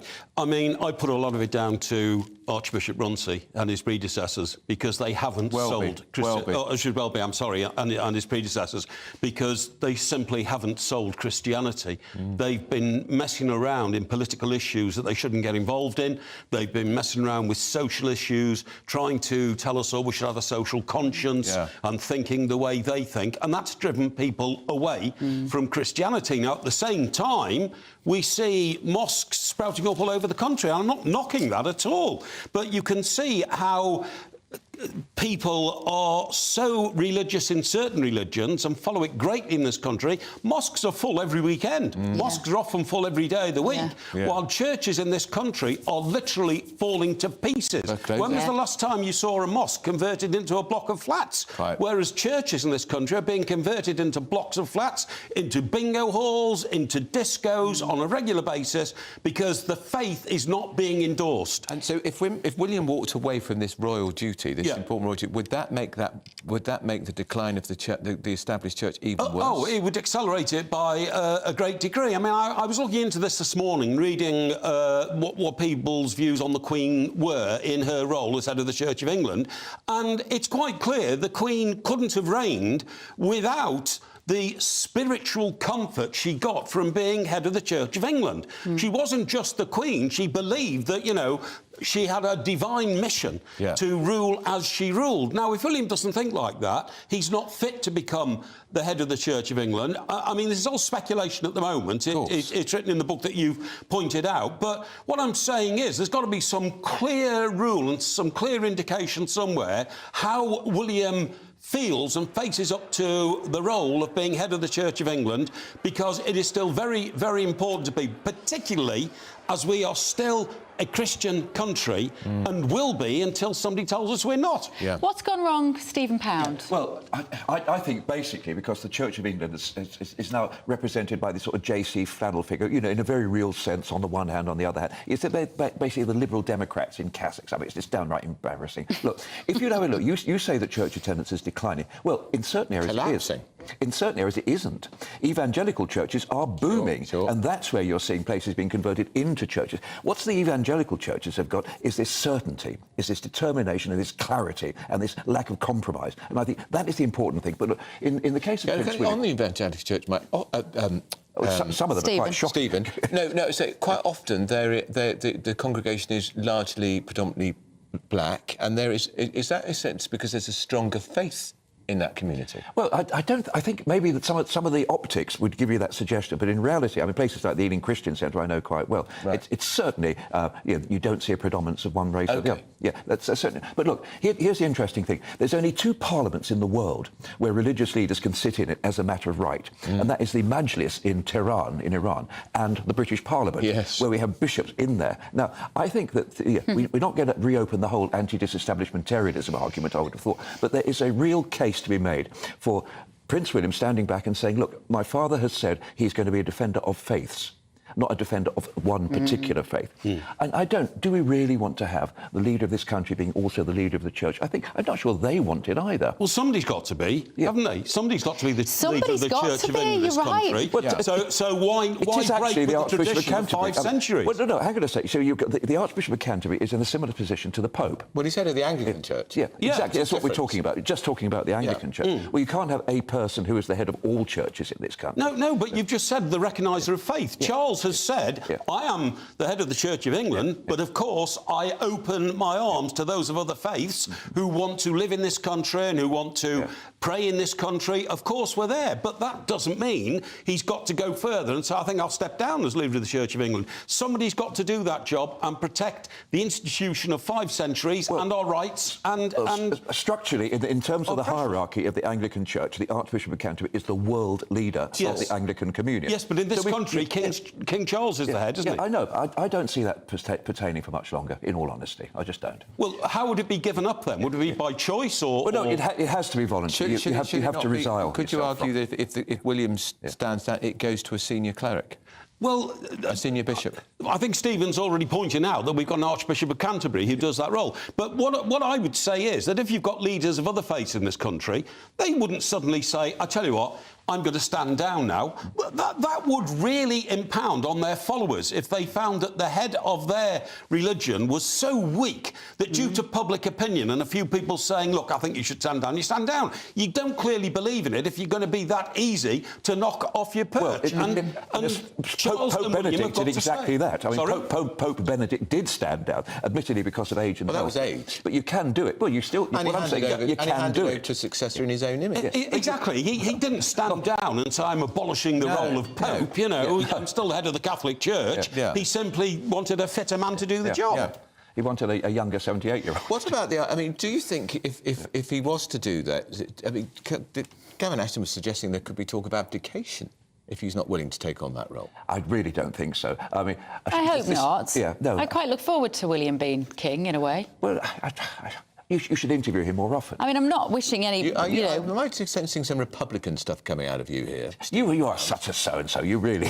I can sense it. No, look, in all honesty, I used to have the great argument against the Republic was you'd end up, you know, with Tony Blair. Well, OK, you know, so that's a plus. But if you actually think what's happened in Ireland with Mary Robinson, Mary McAleese, people who you hadn't necessarily heard of, who became excellent presidents, I think we can... The problem I have with the monarchy in this country, to be perfectly honest, at the moment, you've got this anti-Catholic bias in it, where you cannot marry into the royal family if you're a Roman Catholic. And I think that's antediluvian. Well, you can, but you have to give it your right of succession. But you are, so you're turning into a Republican. Maybe I'm the opposite of politics. They say Tony Benn and William Gladstone were the only people who got more left-wing as they got older.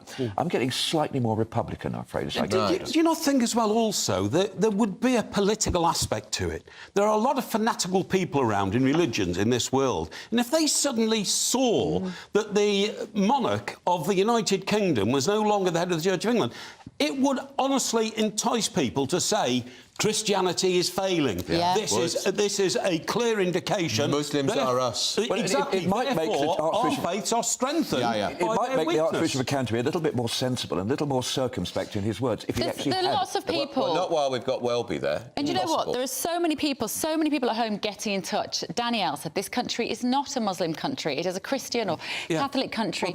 They shouldn't be given anywhere to pray.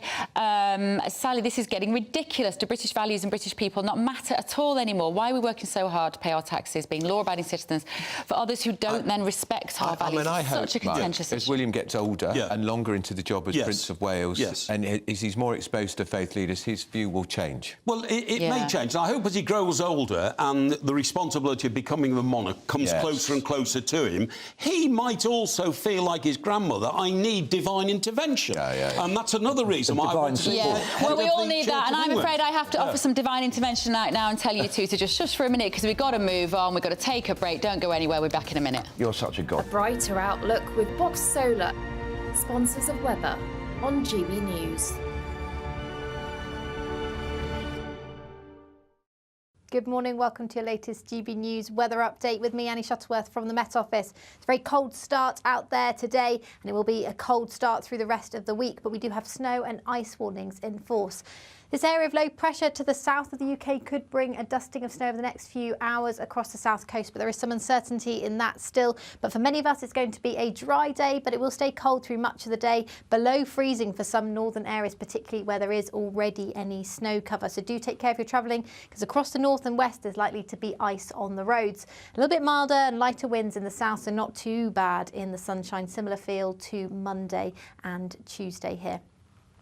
And then throughout tonight, we'll see that rain across the south clear away. We could see that snow risk, sleety risk to the parts of Kent. Generally, it should stay cloudy and it will be a clear, crisp night for the rest of the country, though. Snow showers will move in to parts of Wales, eastern areas of England and north-eastern Scotland, as well as Northern Ireland, northern Scotland as well. And it's going to be a very, very cold start on Thursday morning. We could be down as low as -15 or even -18 in some Scottish glens. So it's going to be a very cold day on Thursday, but a crisp and clear day. Plenty of winter sunshine. Further south, it will be warmer once again with lighter winds and the best of the sunshine, but snow showers will continue to move into the north.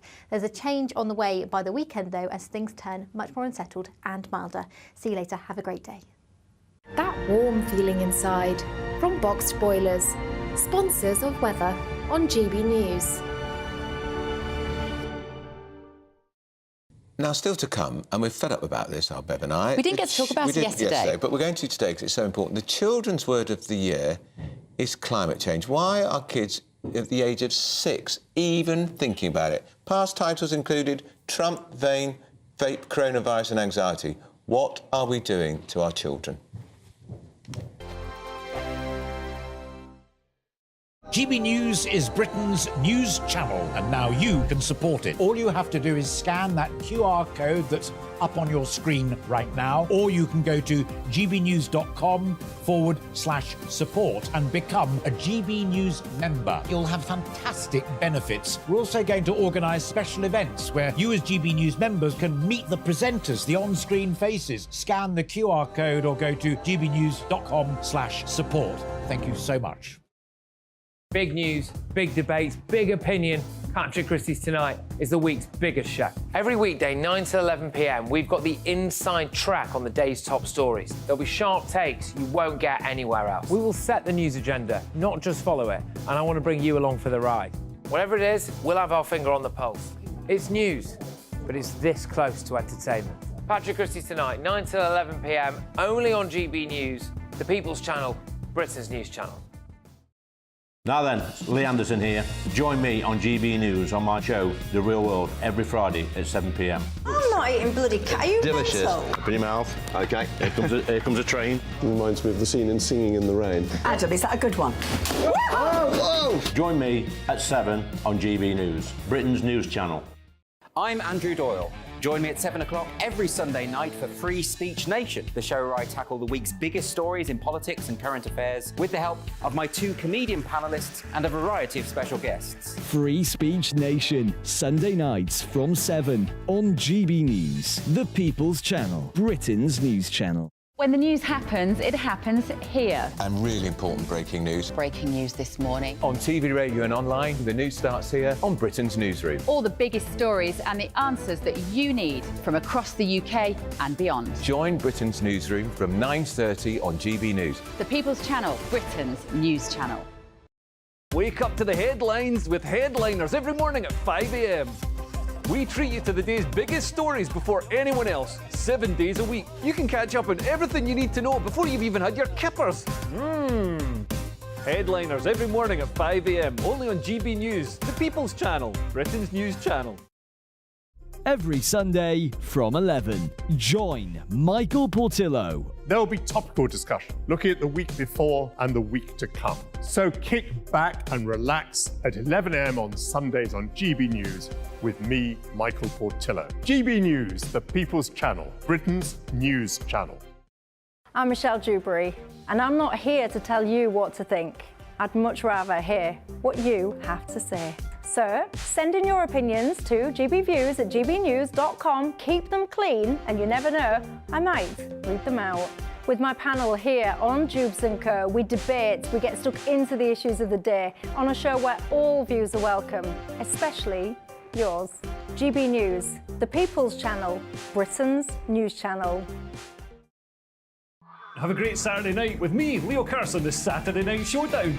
It's a crazy world out there, so come and make fun of it with me, my panel of comedians, and a couple of people who actually know what they're talking about. This Saturday Night Showdown is your front row ticket to the clown show, every Saturday, only on GB News, the People's Channel, Britain's news channel.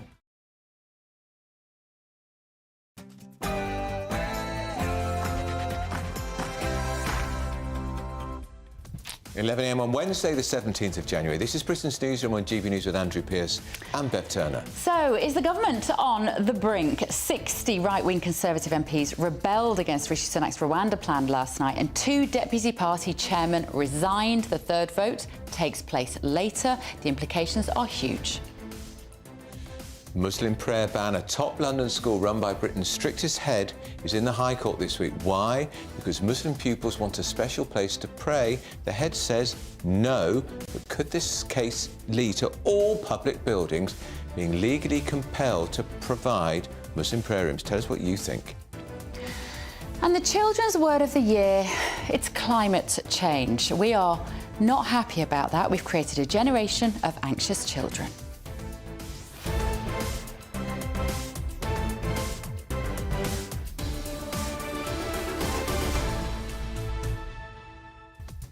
And as the MPs debate the Rwanda bill today, they will know, Mark White's going to tell us more about it, crossing the channel. 7 boats today. This is January, winter, ice-cold weather, bad weather warnings, 7 boats. Does that show that the threat of a deterrent isn't working? Or maybe it is. I'd love to know why. Mark White is going to be here in a moment to say why we've got summer levels of crossings happening today. gbviews@gbnews.com is the email. First, though, your very latest news with Sophia Wensler.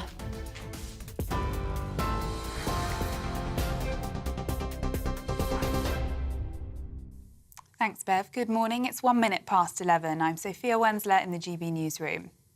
Another crucial vote on the controversial Rwanda plan will be held later, a day after the Prime Minister faced a major rebellion. His deputy chairs Lee Anderson and Brendan Clark-Smith quit after backing proposals to toughen up the bill. Around 60 Tory MPs supported an amendment which was ultimately rejected to prevent UK and international law from stopping or delaying the removal of illegal migrants. MPs will now continue debating proposed changes before the bill's third reading is put to a vote. Illegal Migration Minister Michael Tomlinson says despite differences, everyone in the party wants the plan to go forward. When you look down at it and when you look at the detail and what my colleagues were saying, they all, to a man and to a woman, want this policy to work. Almost every single speech started with, we want this policy to work. And that's the determination that we have.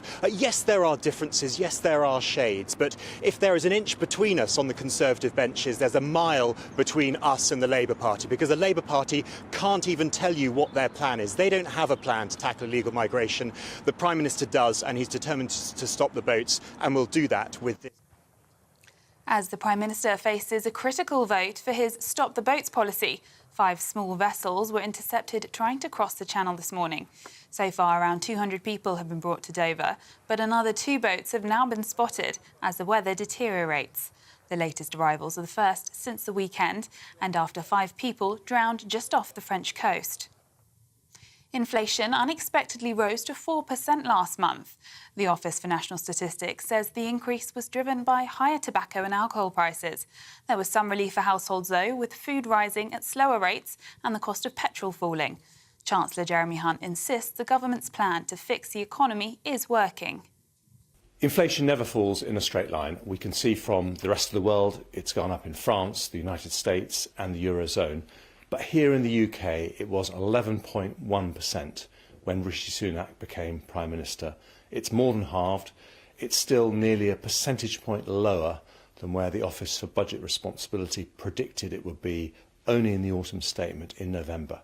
So we have a plan. We've taken very difficult decisions to bring inflation down. That plan is working. Meanwhile, Shadow Culture Secretary Thangnam Debonair says the government still isn't doing enough to bring the numbers down. My heart goes out to the people who already at the moment are working out, how can I get to the end of the month? Do you know what? They probably didn't, your viewers probably didn't need to see the figures to know what was happening, because they can work it out in their own finances. It's so desperately disappointing to see a government that just doesn't seem to want to govern anymore. That's what governments are supposed to do. I don't hear a peep from Rishi Sunak, but this weak Prime Minister or any of his ministers about how they're dealing with the problems that are actually facing working people up and down this country. Fujitsu is being urged to make an initial £10 million payment to a fund for the victims of the Horizon scandal. It's after the company's Europe's director admitted there was a moral obligation to contribute. Paul Patterson apologised for the appalling miscarriage of justice when he appeared before MPs yesterday. Hundreds of sub-postmasters were convicted and wrongly accused of theft because of a fault in the IT system. Fujitsu is being asked to make an initial payment by the end of this month. And undercover police officers are wearing luxury watches as part of an operation to catch out thieves. Video released by the Met Police shows robbers trying to lure the apparent victims into a false sense of security before trying to steal the items. Other undercover officers then pounce, apprehending the offenders. 2 operations were carried out in wealthy London boroughs, leading to more than 20 convictions. Met Commander for Intelligence Ben Russell says the police tactics are working. We think this is organised crime, but it's pretty opportunistic. So they're groups of young men, mainly in their 20s and 30s, hanging around outside bars and clubs, spotting people, and they know what they're looking for. And freezing temperatures are set to continue into this week, with snow and ice warnings updated to include much of Scotland, Northern England and parts of Wales and Northern Ireland. That's after the UK's coldest night of the winter so far. Temperatures fell to -14 in the Highlands, and hundreds of schools are again closed in Scotland because of the weather. This is GB News across the UK on TV, in your car, on your digital radio and on your smart speaker by saying play GB News. Now it's back to Andrew and Bev.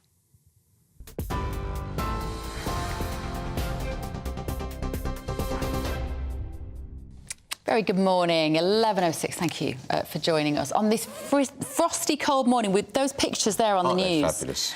They're brilliant, aren't they? Stalactites, stalagmites. Do you get the? I remember. How did you? I always worked it out. Stalagmite. Ground. Because it's the G in the ground. Stalactite is the C because it comes from the ceiling. Yeah. You learn something new every day on this show, don't you? Now, thank you for getting in touch. David has said about Prince William perhaps not representing the Church of England. Another royal dud, I'm afraid, a clear dereliction of duty that would be to our country. I couldn't support the monarchy, and millions of others will feel the same. And Frank has said William may not want to be head of the Church of England. It is likely he will be under an Ayatollah. If he doesn't want to be, he's going to be under an Ayatollah, the way our country is going. And Stephen says, if William drops the Defender of the Faith role, would it damage the laws in this country that are formed around Christian faith? Lots of you getting in touch, and also about the migrant crossings this morning. Graham, if you want to deter them, stop the housing, the money, the phones, everything else, and stop giving them safe passage. And make them work. Into England. Talking of which... Mark White's back, our Home Security Editor. So it's getting pretty busy on the channel. What's happening? It's unbelievable, really. We are seeing summer levels of boats crossing the English Channel this morning. 5 boats, small boats, have already crossed the English Channel, been picked up by Border Force and taken to Dover. Now we're told another 2 small boats are currently attempting the crossing in absolutely horrific weather conditions because the winds have picked up. It's sub-zero temperatures out in the Channel. I think we may have some pictures that we can show you that our Kent producer has filmed from the cliff tops in Dover, looking out into the English Channel. No, those are not pictures from this morning. That's the flipping tugboat bringing them back. Well, that's one of the catamarans. I'm not sure if that's from this morning or not. But we got some pictures that basically just showed the extent of the weather conditions out in the Channel, because it's, it's visibility is difficult, sub-zero temperatures, but we see a tiny small boat. There you go. You can see it's horrific out there. On the radio, you can see that's a French naval vessel escorting that boat, and just in front of the boat they're crossing, you can see the French naval vessel escorting the boat to England. Well, this is the policy. It has been the policy for years, and it angers many people. What the French say is they've tried on multiple occasions to persuade migrants to come on their boat and return to France, but the migrants always say no. And as they say no, all they have, the only thing they can do is just shadow them until they get to the UK side, and then they get what they want, which is to be picked up by the UK. This is all happening today when MPs are debating the Rwanda bill again. There'll be amendments, and then we get the vote on the third reading, which is effectively whether to put this bill into law. It then goes to House of Lords. This could be problematic for the Prime Minister because he's told MPs Rwanda is a deterrent. He's told MPs that the number of people crossing the Channel last year was a third down because of the deals they've done with the French and because of the deals they've done over Albania. But actually, this rather suggests it's all about the weather. Yeah, no, it absolutely does. And those that might suggest that, oh, well, maybe this strengthens his hand to get the MPs to vote with him. No, I mean, it basically shows that any time there's any kind of improvement in weather, the people, smugglers, are still pushing these boats out into the Channel, and they are coming across to the UK. As I say, summer levels of migrants crossing, 7 boats today. And that's about, we think, 350 people that will have crossed the Channel. So that's just about the weather, Mark. OK, I'm going to ask a stupid question, but I don't mind being the person that asks the stupid questions. Is it because word has got back to the people smugglers? They're voting on Rwanda today. You've got to get over there now because this might get given the green light. If you're going to go, you've got to go now, quick, before the planes start taking off. It could be what they're saying, the smugglers. Well, I think that it's not a stupid point at all. I think that's actually, you know, probably what's happening to an extent. They are not stupid, the people smugglers. They know what to do to sort of... it's a sales pitch. To basically twist the arms of the migrants. And certainly 2 years ago, just under, when Boris Johnson announced Rwanda, this was what the people smugglers were saying to the migrants. You better get across now, because in a few months' time, you won't be able to. Because we saw a spike then. That did lead to a very significant and we had spike we in had those 5 crossings. migrants drowning just a few days ago, but it's still not putting them off. Well, this is it. This is the difficulty in, although we're saying these are summer levels of boats crossing, it's the middle of the winter. Pushing them across in January in less than ideal conditions can lead to the kind of tragedy we saw just at the weekend there, with a boat getting into difficulties off Boulogne and 5 people dying. The people, we described them as, or at least a maritime source described them as crazily stupid and callous. Well, yes, they are, but they're also not that stupid, because they know it's bad for business if they put a boat off and then everybody drowns. So they don't want to kill people. That's why they wait for the weather to be just about manageable. They don't seem to care much if people die.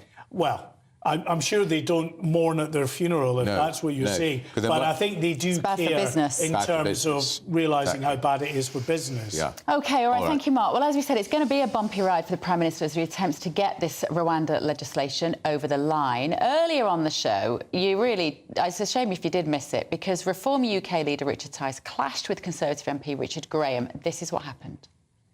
On the one hand, invoke international law when it suits you and totally disregard it when it doesn't suit you. I'm sorry. And by the way, this is something for Richard Tice to consider. Imagine a woman seriously ill with a difficult pregnancy being put on a flight to Rwanda and dying halfway on that journey. Imagine. Well, that wasn't the most gripping bit, I'm afraid, of the debate. It got a lot more fiery than that. Well, let's go to Downing Street now to talk to our political correspondent, Catherine Forster. Catherine, morning. Look, he lost 60 Tory MPs rebelled last night. That's the biggest rebellion. Of course, there was no Labour vote, so these amendments were never going to be carried. How anxious are they that the big vote tonight, which would, if they vote it down, that's the end of the bill, end of the Rwanda plan, how worried are they that that could happen? Because that would have serious repercussions for the Prime Minister's future. Well, certainly nervousness here at number 10. I'm not sure how much sleep Rishi Sunak would have had last night. He doesn't tend to get much anyway. They do think that they will get the bill through, simply because 60 people voted for those amendments yesterday. That's very different to actually voting the bill down. They would need about 30 to vote the bill down. Now, currently, there's about 10 that have indicated that they will do so if it's not amended, including people like Robert Jenrick, who's got amendments they're going to be debating this afternoon, former Home Secretary Suella Braverman and Simon Clarke, among others. But then there's plenty more of the rebels from yesterday that will perhaps hold their nose. Likely that Lee Anderson and Brendan Clark-Smith, the deputy chairs who resigned so spectacularly last night to vote against the government, it sounds like they will probably in the end hold their noses. Now, Mark Francois of the ERG has called a meeting at 5 o'clock of these right-wing rebels to decide what to do. But the government is hoping basically to call their bluff, because if they lose this, if the bill fails, then the government have nothing. They're back to square one. They won't have time to get flights off before a general election, if that ever happens anyway. And then all sorts of questions about the Prime Minister, whose authority would be absolutely shot. So a really high-stakes day today. I don't know what will happen, but my gut feeling is, in the end, it will go through. Not long till we find out. Absolutely. That's Catherine Forster, that's my view. Now, we're going to join now by a man with a very shrewd political eye who's been writing about crises in governments for many, many years. The Sun's political eminence Greece, Trevor Kavanagh. Trevor, you and I have written about these things many, many times. If in the unlikely event that this went down, this Rwanda bill went down, that would be very, very difficult for the Prime Minister to continue for very much longer, in my view. Yes, Andrew, I think, in fact, you wrote this morning that the threat of a general election, a snap spring poll, in fact, a winter poll, may be on the way if indeed Rishi Sunak is defeated on this, which is something which will make the rebel Tory MPs pay attention over the next few hours, because this is a serious threat. I was writing before Christmas that, if necessary, Rishi Sunak would make this an election issue. At that point, he thought the rebellion would come in the House of Lords, not in the House of Commons. But he was ready back then to say that if he couldn't get his measures through, then a general election was the only way forward. So this is a serious threat that hangs over the heads of those MPs who have a choice between going now or going perhaps in November. But you know, it's a difficult choice. And I think your correspondent there, your political correspondent, was absolutely bang on. You can't predict this, but I think it'll be a narrow win for the Prime Minister. And, of course, if they do vote it down, not only is the Prime Minister in trouble, they've then got no Rwanda plan at all. And the Tory MPs I was talking to last night who voted for some of the amendments said, no, we will vote for the bill because it's better to have an imperfect Rwanda plan than no plan at all. That's right, and I think the problem is that were Rishi to now surrender to the rebels, he would be as weak as if he had lost the vote in the actual showdown this evening. I think it would be impossible for him to have any authority over his party again, and he would also be risking. He's also risking the opposition from within his party on the left of the party, those who oppose this legislation for other reasons. They don't think we should be so severe on immigrants. I think back in the background of all this, of course, is what the public think, what the voters think. And the voters simply want these boats stopped. And if they could have their way, they'd have them sent back before they could even land in this country. Yeah, we were talking to Richard Tice about this, and his view is if he was Prime Minister, that's not going to happen for a very long time, in my view, but if he was Prime Minister, the Royal Naval cutters would pick the people up out of the boats, the small boats, and not bring them here to give them a safe passage, take them straight back to France. It would provoke a mother of all rows with France, but that's what he would do. Do you think he says the government can do that now, Trevor, if you look at the laws? What's your interpretation of that? Well, I think that we can do pretty much what we like. I mean, treaties are there in place, but treaties are also there to be broken, and they regularly are, and especially by the French. So I don't think that there would be a huge furor, not just in France, but in the sort of anti-Western world because of the treaties, the European Court of Human Rights, Charter of Human Rights.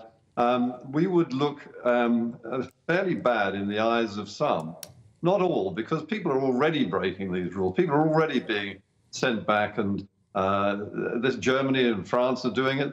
We would be doing it as outside the European Union, which is our weakest point.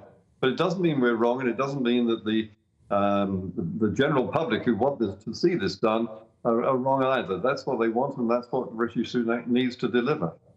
Trevor, we saw the most damning poll result on Monday, a YouGov poll of 14,000 people in the Daily Telegraph saying that if the election happened now, Labour would have a 120-seat majority, that Reform wouldn't win any seats, but that they would effectively facilitate such a Labour majority.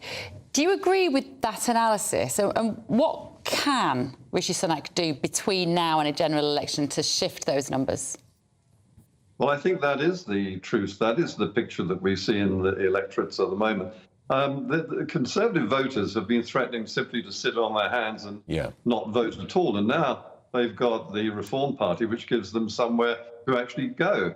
So I think this is the big challenge to the Conservative Party, and has been probably since Boris went. So I think that the only way that this government is going to turn that view around in any significant sense is to literally be seen to stop the boats. OK. All right. Thank you, Trevor. Trevor Kavanagh there. I agree with him. It's just brilliant. I agree with him. And I know the economy and cost of living is huge, but it is all about the government's power, and it looks impotent if it doesn't stop the boats, or at least dramatically reduce the number coming. What I'm looking for, this is it, I found it. So West Streeting is going to be taking on an independent British Palestinian Muslim in his constituency. It was announced late last night, which is why it hasn't even made the papers yet this morning. Leanne Mohammed, and she's got this candidacy. She won the votes among the RCAG members, standing out among 3 prospective candidates. And the theory being, and this is, like I say, it's hot off the press almost midnight last night, that in those constituencies where Labour are looking to make huge gains, these independent Muslim candidates, who are effectively standing on a Palestine-Israel ticket, will take from Keir Starmer the Labour votes in the same way that Richard Tice might take Conservative votes. And therefore, that might change everything. And in some of these constituencies where they're going to stand, I read about this in the Mail quite a few weeks ago, Tower Hamlets was a Labour stronghold, but it is being run by a party called Aspire. All 26 of the councillors are Muslims. Yeah. And it's got 40% Muslim vote there. I think Labour could lose the seat there, and they could lose seats all over the country. Think of Bradford. Think of seats where it's a majority of Muslim voters, and it's because Labour won't support a ceasefire in Gaza. And you have people like Jeremy Corbyn urging on. Remember George Galloway? Yeah. He won a big by-election in Scotland on an anti-war ticket, and he won in East London. Yeah, and I believe that George Galloway is going to stand as London Mayor as well. So. Which would then also cause damage to Rishi Sunak. I might see Susan Hall. Anything to get rid of Sadiq Khan and his horrible expansion of the ultra-low emission zone. Right, still to come this morning, climate change. Those have been named the children's words of the year. It's crazy, isn't it, that we're giving children this amount of stuff to worry about when they're only little. This is Britain's Newsroom on GB News. Join us every night on GB News at 11 p.m. for Headliners, which is 3 top comedians going through the next day's news stories, which is exactly what you need, because when the establishment has gone crazy, you need some craziness to make sense of it. Headliners. You don't have to bother reading the newspaper. We've got it covered for you. Every night at 11 p.m. and repeated every morning at 5 a.m. We won't send you to sleep like some of the other paper review shows out there. So join us 11 p.m. every night on GB News. The People's Channel, Britain's news channel. I think the most exciting bit for me is talking to people. People who I think are ignored often by the major news channels. We're going to give news they want to hear. There's a voice there that needs to be heard. I think there's a chance here for a diversity of opinion to be expressed, which you don't find elsewhere. It's really exciting. We don't hold back. We're free to say how decisions that are taken here affect us all around the country. Only on GB News, the People's Channel, Britain's news channel. I'm Michelle Dewberry, and I'm not here to tell you what to think. I'd much rather hear what you have to say. So send in your opinions to gbviews@gbnews.com. Keep them clean, and you never know, I might read them out. With my panel here on Jubes & Co, we debate, we get stuck into the issues of the day on a show where all views are welcome, especially yours. GB News, the People's Channel, Britain's news channel. In the GB Newsroom, we bring you the news as it happens. With our team of dedicated journalists across the UK, we're ready to give you accurate reporting every day. When the news breaks, we'll be there with bulletins on GB News, the People's Channel, Britain's news channel. Your weekend starts here with Friday Night Live with me, Mark Dolan, 8 till 9 on GB News. Big stories, big guests and big laughs as we get you ready for a cracking weekend. That's Friday Night Live with Mark Dolan. Fridays 8 till 9 on GB News. Bring your own drinks. The admission's free. Good afternoon, Britain. Good afternoon, Britain. Join us, Tom and Emily, To find out what's happening in the heart of Westminster. and why it matters to you. Weekdays from midday, we bring you the most compelling stories from across the United Kingdom. And from your doorstep to our inbox. That's right, we want to hear from you. GB News, Britain's news channel. Big news, big debates, big opinion. Patrick Christie's Tonight is the week's biggest show. Every weekday, 9 to 11 p.m, we've got the inside track on the day's top stories. There'll be sharp takes you won't get anywhere else. We will set the news agenda, not just follow it, and I want to bring you along for the ride. Whatever it is, we'll have our finger on the pulse. It's news, but it's this close to entertainment. Patrick Christie's Tonight, 9 to 11 p.m, only on GB News, the People's Channel, Britain's news channel. GB News is Britain's news channel, and now you can support it. All you have to do is scan that QR code that's up on your screen right now, or you can go to gbnews.com/support and become a GB News member. You'll have fantastic benefits. We're also going to organise special events where you as GB News members can meet the presenters, the on-screen faces. Scan the QR code or go to gbnews.com/support. Thank you so much.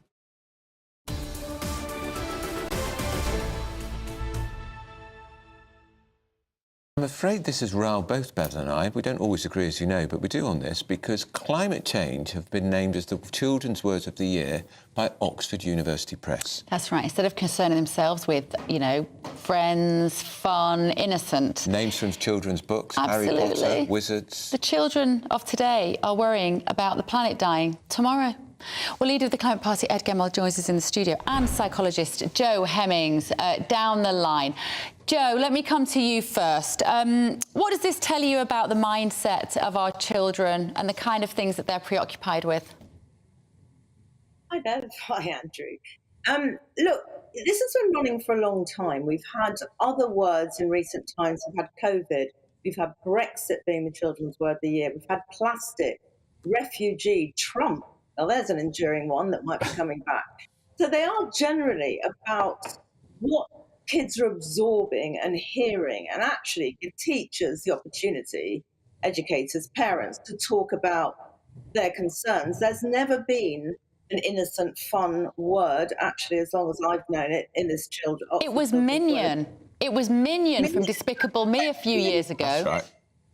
That's about the only one. I think one was hashtag as well, which is, I guess, very neutral. Look, children are concerned. They are absorbing all this. Of course, we still want them to have fun and innocence.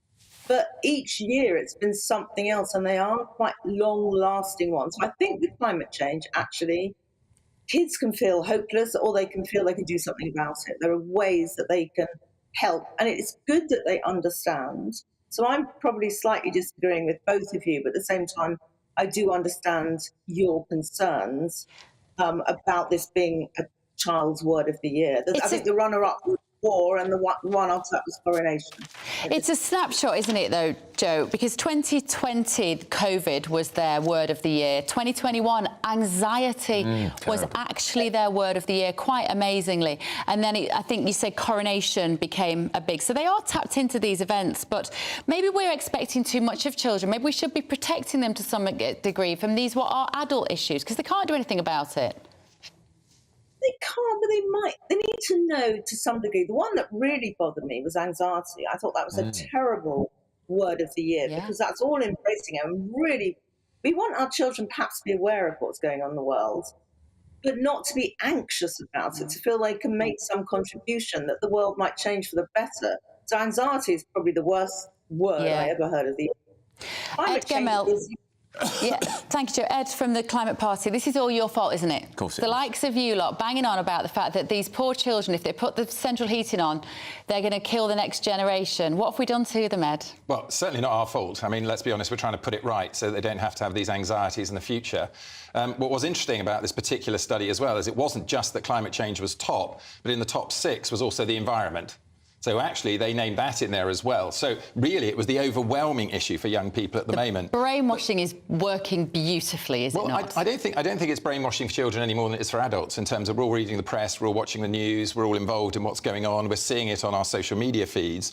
I think what's interesting is perhaps the way that children phrased it in some of the quotes they came up with, and I'll read a few of them out. So, girl 13, if we don't start doing more about it, then more people will suffer. Boy 13, the weather's getting worse, summers are hotter, storms are worse. They're seeing what's going on around them in their own lives. And then more tellingly, maybe, boy 12, it's a serious problem that adults are not taking seriously. Wow. And I think the most important bit about this, actually, really is, look, these kids want to do something about it, they recognise the issue and would take action. By the time they get to power, it will be too late. It is up to us now, the 40, 50, 60-year-olds, leaders at all levels of society now, and in businesses and in politics, that need to take the action now to make these kids feel safe. But these kids this survey starts from children as young as 6, Ed. Do we really want their heads filled with all this stuff? 6, 7, 8, 9. Why aren't they talking about what they look forward to in their summer holidays, or Christmas, or their favourite character in a book, like we saw with Minion? Yeah, I mean, I think I'd love to have them thinking about something else, and if they were thinking about something else, I'd like to think that's because we've solved the problem and they don't have to worry about it. I think the other bit, I did read into the survey, it's the older age groups that are more significantly mentioning climate change. So the 12 to 14-year-olds particularly, and it drops off. It doesn't mean the others They're the didn't most mention anxious age group. 12 to 14 are the most vulnerable in terms of anxiety, because I think that's just a normal... Joe, isn't that just a normal developmental process, 12 to 14? You start to think about death, you maybe lose a grandparent, you maybe lose a pet. You know, that's normal at this age, but we've turned the volume up so high on this stress that we put under these kids under. I mean, I agree. I mean, interesting, the subjects they've got to cover are things like politics, natural disasters. But there's also books, films, music, celebrities, sports stars, whatever. None of this ever comes up as the word of the year, and I find that quite sad. I'm quite sad that it's women's football or something positive rather than something negative. Because if you talk to a lot of teenagers, celebrity is the word you hear a lot. I've even talked to kids in school about what do you want to do when you leave school, and the number who put their hands up and say, I want to be a celebrity. Yeah, I mean, not that necessarily they will, but the important thing is, I don't know quite how this is covered or how they're surveyed, but I feel they're always quite negative words, or they have been in recent years. And I wonder where, because we do have things to look forward to, there are optimisms, why are they not? Go on, Ed, last word. Yeah, I think I'd like to come in and support Joe. It's all about optimism. I mean, look, we've formed the Climate Party to solve the issue, grab the opportunity, and we should be having discussions about how Britain can do brilliantly in this sphere, how we can lead the world, sort out what's going on in this country, and actually get everything else functioning as well at the same time. Lead the clean industrial revolution, make money here, create prosperity and well-being for British people, and then let's have the children's word in a couple of years' time about well-being and opportunity. And what would your favourite word of the year be, Ed? My favourite word of the year is definitely opportunity. It is the opportunity of the century, not just of the year. Do you know what I wish kids had? Critical thinking. If I could give them 2 words, it'd be critical thinking, and work out whether your climate change is even nailed on in terms of the science, Ed. Joe, lovely to see you. Joe Hemmings, Ed Gemmell from the Climate Party. What's your favourite word be? Well, critical thinking. Scepticism and cynicism. That's what I like. Right, so what about you? I don't think I've got one. Comeback kid Emma Raducanu. Remember her? She marked her return to Grand Slam tennis with a strong performance and an invaluable win for Britain in the Australian Open. That much more after your morning news.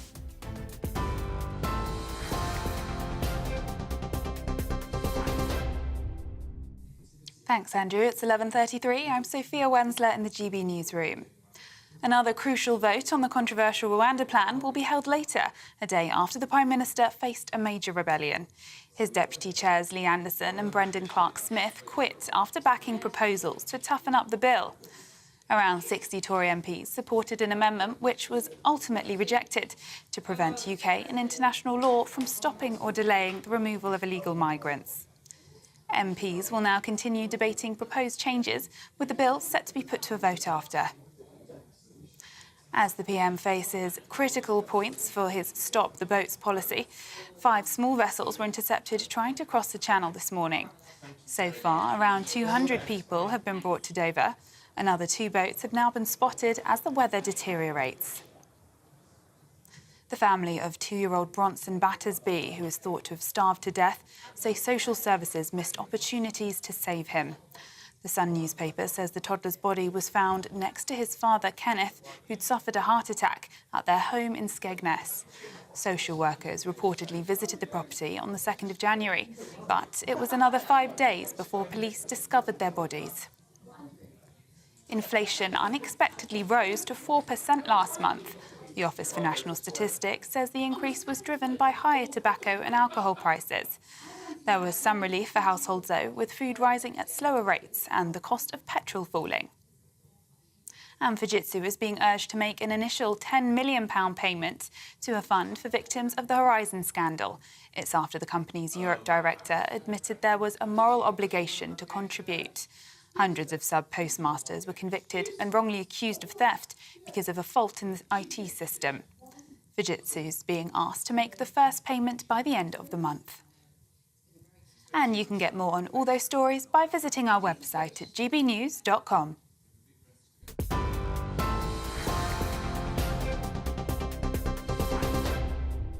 For exclusive, limited edition and rare gold coins that are always newsworthy, Rosalind Gold proudly sponsors the GB News Financial Report.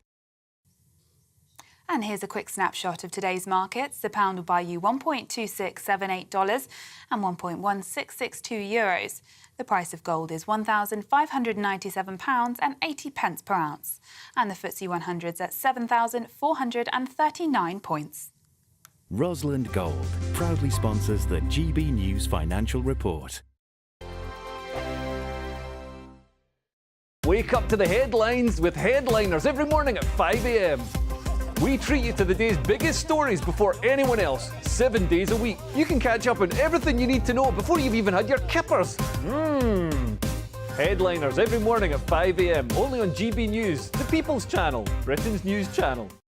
I'm Andrew Doyle. Join me at 7 o'clock every Sunday night for Free Speech Nation, the show where I tackle the week's biggest stories in politics and current affairs with the help of my 2 comedian panellists and a variety of special guests. Free Speech Nation, Sunday nights from 7 on GB News, the People's Channel, Britain's news channel.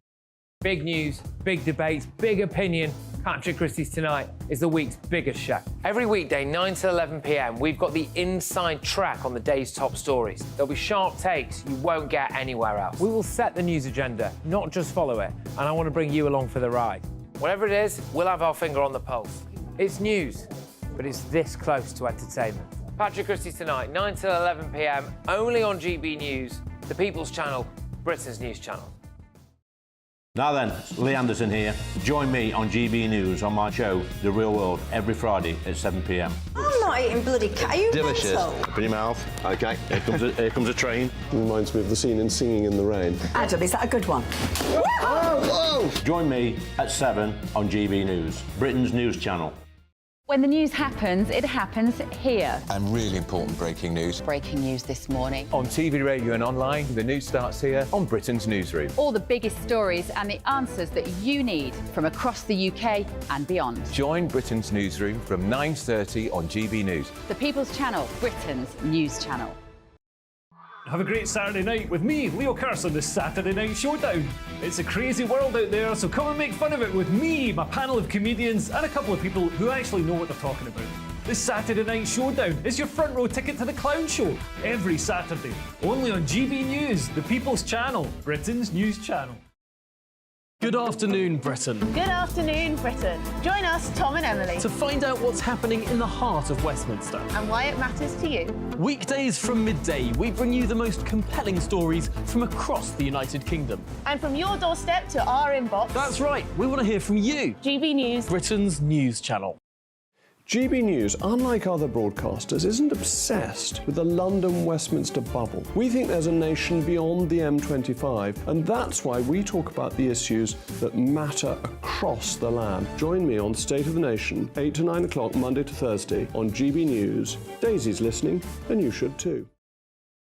Every Sunday from 11, join Michael Portillo. There'll be topical discussion, looking at the week before and the week to come. So kick back and relax at 11 a.m. on Sundays on GB News with me, Michael Portillo. GB News, the People's Channel, Britain's news channel.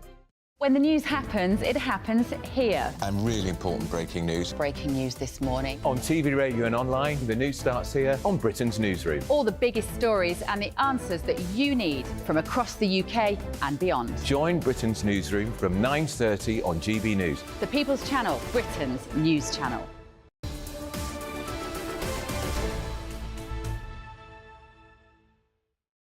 11:39 with Britain's Newsroom on GBNews with Andrew Pearce and Bev Turner. We are joined back in the studio by broadcaster Mike Parry and former Labour MP Stephen Pound. Now, earlier on the show, Head of Reform UK Richard Tice clashed with Conservative MP Richard Graham over the Rwanda policy. Have a watch.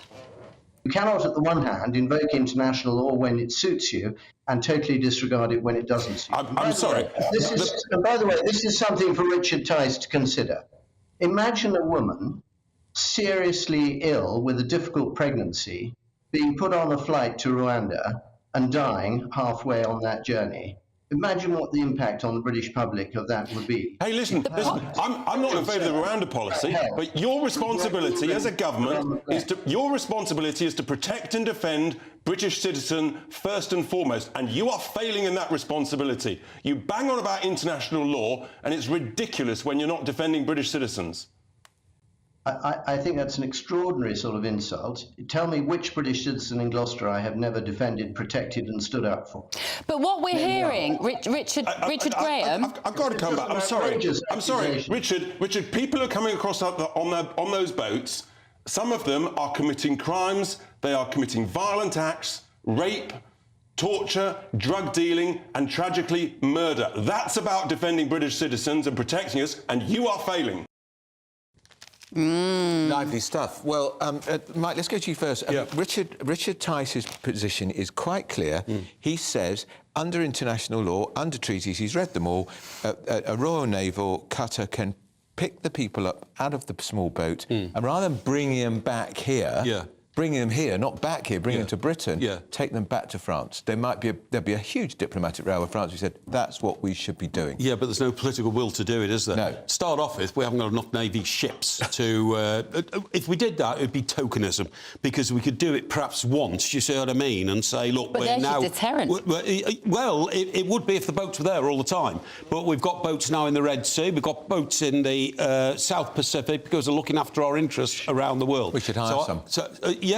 Well, look, I'm with you there, but where's the political will, Andrew? There is none. You know, we don't even push the boats back. We should be able to push the boats back. We should have followed the Australian model.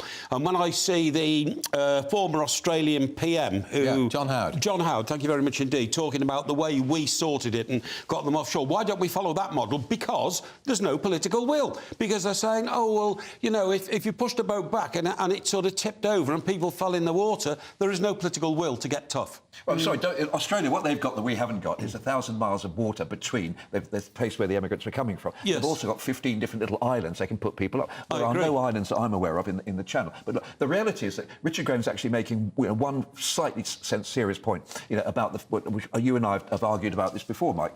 If you did manage to find a charter company that was somehow prepared to actually get a vast amount of insurance to actually take people to Rwanda, of course, you'd have to have, as you rightly said, one prison guard for every single person on that, because it just needs one person to stand up. But on the business about ships in the Channel, there is no way, on God's green earth, no way that a ship could actually come up to a river, a rigid inflatable boat, and say, we're going to, as you said, pluck them off onto the ship. The minute you did that, they'd get a dagger and they'd stab the boat, they'd start to sink. Under the law of the sea, you have to rescue those people. But we've seen endless pictures of migrants being brought in on tugs and naval cutters who have been taken off of a dinghy or a small boat and brought here. Why can't we take them to France? I don't see that many of that. If we see any, that shows we can do it. Yeah, well, that's when a ship is, when a boat is sinking, and you know, or a rigid inflatable boat, or a lino. Stephen, I don't think it is. What about the RNLI boats? They're used like a taxi service. Are you saying they should turn round and go back to France? Well, why not? Why not? Because the minute they entered French waters, the French would actually say you cannot enter. All the money we've spent trying to get the French to cooperate with us could surely include some facility at sea for the Royal National Lifeboat Institution to go back to France and not come here and deliver those people safely to another vessel. The RNLI have said repeatedly that they would not do that. They simply couldn't. That's in complete breach of their charitable role. But look, the reality is, we all know we're looking at this the wrong end of the argument here. We're not looking. We should be looking at where they're coming from in the first place. We should be looking at processing them in France, as we did in Sangatte. A safe country. They're coming from a safe country. No. After that, sorry, Tang. Look, the point point being, the people who come here, some of the ones who come here completely illegally, could actually have a proper, well-founded case for asylum. And we could get them into this country, working and paying tax. A lot of them should be put in the boot of a car and driven back to Tirana. But Stephen, only this week we've heard even French politicians saying a reason a lot of them head for the UK is we're a soft touch. We've got a wonderfully developed welfare system and they take advantage of it. When are people going to start listening that if you make this country so attractive, you are going to entice people here? Hang on a second. Don't make it so benefits are higher in France and in Germany. Well, why don't they stay there? I'm making the point. The fact it isn't just the benefits. It's the language. It's the family connection. Because they speak English. It's because largely English is the appeal. English, because they can communicate here. They don't speak French. They don't speak French. But look, we used to process these cases in Sangat, and that's what we should be doing again. There's too many of them now. There's too many of them now because they've been encouraged. I mean, it's almost like the Chinese Silk Road. You know what I mean? There's a route now from as far back as sort of Ethiopia, from North Africa, and it's like a conveyor belt. And now it's such a developed industry. People forget that people smuggling is the biggest industry in the world, involving billions of pounds for people to go across the border into the United States and for people to come across Europe to this country. More than and you've got to smash that model. Sorry? I would have thought drugs would have been much more than No, people smuggling is very often it's the same people, isn't it? Yeah, it is. It is, yeah, you're right. Yeah. We've talked about this a lot this morning, and I know it does get temperatures rising, but let's tackle a few of the other big stories. J.K. Rowling. So she's been called Britain's nastiest novelist, Mike, but it's not quite what it seems, this story, is it? Who called her that and why? Right. Britain's nastiest novelist. This comes from New Statesman, OK? Just left wing magazine. It's the Bible of the left, isn't it? Certainly is. The Staggers. So New Statesman just published in ad hominem diatribe. Now, the point is that this then When gets... Saturday Comes is my favourite magazine. Yeah, it then gets a bit sort of convoluted because it's all to do with the TV series Cormoran Strike, which is based on... J.K. Novels books, but not on her own name. Robert Galbraith pseudonym. Robert Galbraith is her pen name and all that. And so, from moving on to beating up J.K. Rowling because she doesn't think that a biological man should be allowed to enter a woman's dressing room in a shop, right? Moving on from that, they're now saying she's created a society within these books, the Robert Galbraith books, Cormoran Strike, which is exposing the nasty side of her and the nasty side of life and all sorts of horrible people. Abusers, rapists, and far-right terrorists, OK? Well, they're thrillers, and they're dramas, and they're murders. All I can say is, if you read Val McDermid... so horrific stuff in there. Look... she's been around for donkey's years, and nobody calls her the nastiest No, of course they don't, because she's an SNP supporter. Yes, she is. Great friend of Nicola Sturgeon, of course. Perhaps maybe that's another side. But look, this thing about J.K. Rowling, see, in this country, nothing fails like success. It just... That's right. And you've got this person who's one of the most successful authors we've ever known. We should be glorying, we should be proud of her. And we've got people, Emma Watson, Daniel Radcliffe, if they're all now people whose whole careers, their fortunes have been based on Harry Potter books, and they're now throwing a bucket over. It's appalling. These are pathetic young people who have now ghosted her. Is that the word? When you push somebody out of your life? And they, on the basis they never even read what she was saying. 20th anniversary tributes to Harry Potter, and they refused to appear with her. But that's because...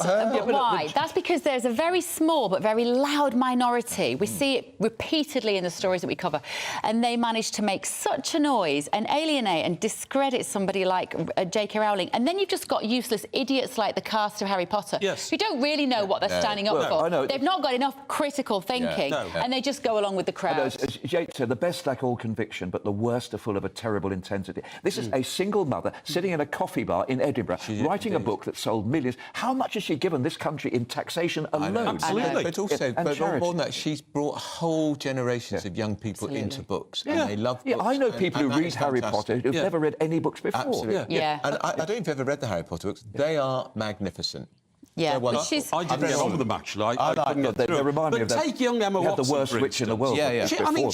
She'd be working in a coffee bar now if it wasn't for the fact that Harry Potter had come along, written by J.K. Rowling, which has made her a world star worth millions of pounds. And let's remind people, in the Harry Potter books, she played the character Hermione. She was very irritating in the books, and she's become even more irritating in real life by turning her back on the woman who created her. That's right. I always identify with Draco Malfoy myself. He had big hair. Listen, talking of British Alan success, Rickman, then. Mike, you want to put a little shout out to Emma Raducanu, tennis player. What's she done this morning? Last word. She's not won a game, has she? I mean, my heart lit up when, she won 6-3, 6-2 in the opening game of the Australian Open. Now, we still forget she is still only 21. Yeah. She won the US Open at the age of 18 and has become a multi-millionaire on the back of that. Yeah. Good for her. Which I say good luck to her because she's cashing in on extraordinary talent. But when you think about it, the stresses and strains mentally and physically that it took for her to get to that pinnacle have taken their toll on her body in the last 3 years. Yeah. It's only because she had 2 operations last year to each wrist and an operation on an ankle that she's finally got herself back to full fitness. And I just loved the smile on her face when she came through. She had a beautiful yellow dress on and she looked great. She has only won one match on her comeback. She only has won one match, but she won it decisively. Yeah. She won it with a smile on her and face. she's in recovery from her injuries. But isn't it lovely if you look at Stephen, Mike, never long enough. In Bucharest, they we say, got to go. Girls, right, thank you. It's PMQs, of course, today. Big one today. This morning. So Keir Starmer takes on Rishi Sunak. Stay with us for the build-up to our new show, PMQs Live. It's very good. Don't go anywhere. A brighter outlook with Box Solar, sponsors of weather on GB News. Hello there, welcome to your latest GB News weather update with me, Annie Shuttleworth from the Met Office. We have an amber snow warning in force for northern areas of Scotland from this afternoon all the way through Thursday, as we've got cold air still dominating across the UK, bringing that risk of snow. But low pressure has brought frontal systems close to the south coast through this morning. So here it is, a cloudier day, and we have had a few flakes of snow, but mainly just some drizzly rain. Further north, though, clear and crisp sunshine through the afternoon. But in the far north, northern Scotland, the Northern Isles as well as the Highlands, seeing persistent snow showers. We could see a further 10 to 15 centimetres falling over the next 48 hours or so. So as a result, we have an amber snow warning in force. There's also a risk of snow and ice across western areas where we've seen any snow showers over the past few days and the ground is wet, but also where we see further snow showers across Northern Ireland and western areas of Scotland, as well as North Wales. We could see some snow showers here through this evening, but it's going to be a clear night for the bulk of the country and another widely very cold night. We were down at -14 last night. It's likely to be this morning. It's likely to be colder tomorrow morning. And that means we've got clearer skies for many southern areas through much of Thursday. So crisp winter sunshine for the bulk of the country, but showers still pushing in to coastal areas and particularly the far north where that amber warning is still in force. There's strong winds here as well, so the risk of blizzards and drifting snow and a very cold feel across the UK. See you later. Looks like things are heating up. Boxed boilers, sponsors of weather on GB News.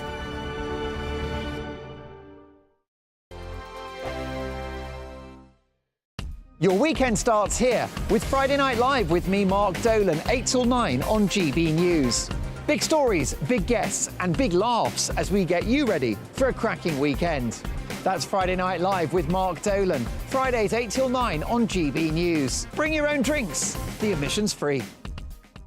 In the GB Newsroom, we bring you the news as it happens. With our team of dedicated journalists across the UK, we're ready to give you accurate reporting every day. When the news breaks, we'll be there with bulletins on GB News, the People's Channel, Britain's news channel. Big news, big debates, big opinion. Patrick Christie's Tonight is the week's biggest show. Every weekday, 9 to 11 p.m, we've got the inside track on the day's top stories. There'll be sharp takes you won't get anywhere else. We will set the news agenda, not just follow it, and I want to bring you along for the ride. Whatever it is, we'll have our finger on the pulse. It's news, but it's this close to entertainment. Patrick Christie's Tonight, 9 to 11 p.m, only on GB News, the People's Channel, Britain's news channel. Join us every night on GB News at 11 p.m. for Headliners, which is 3 top comedians going through the next day's news stories, which is exactly what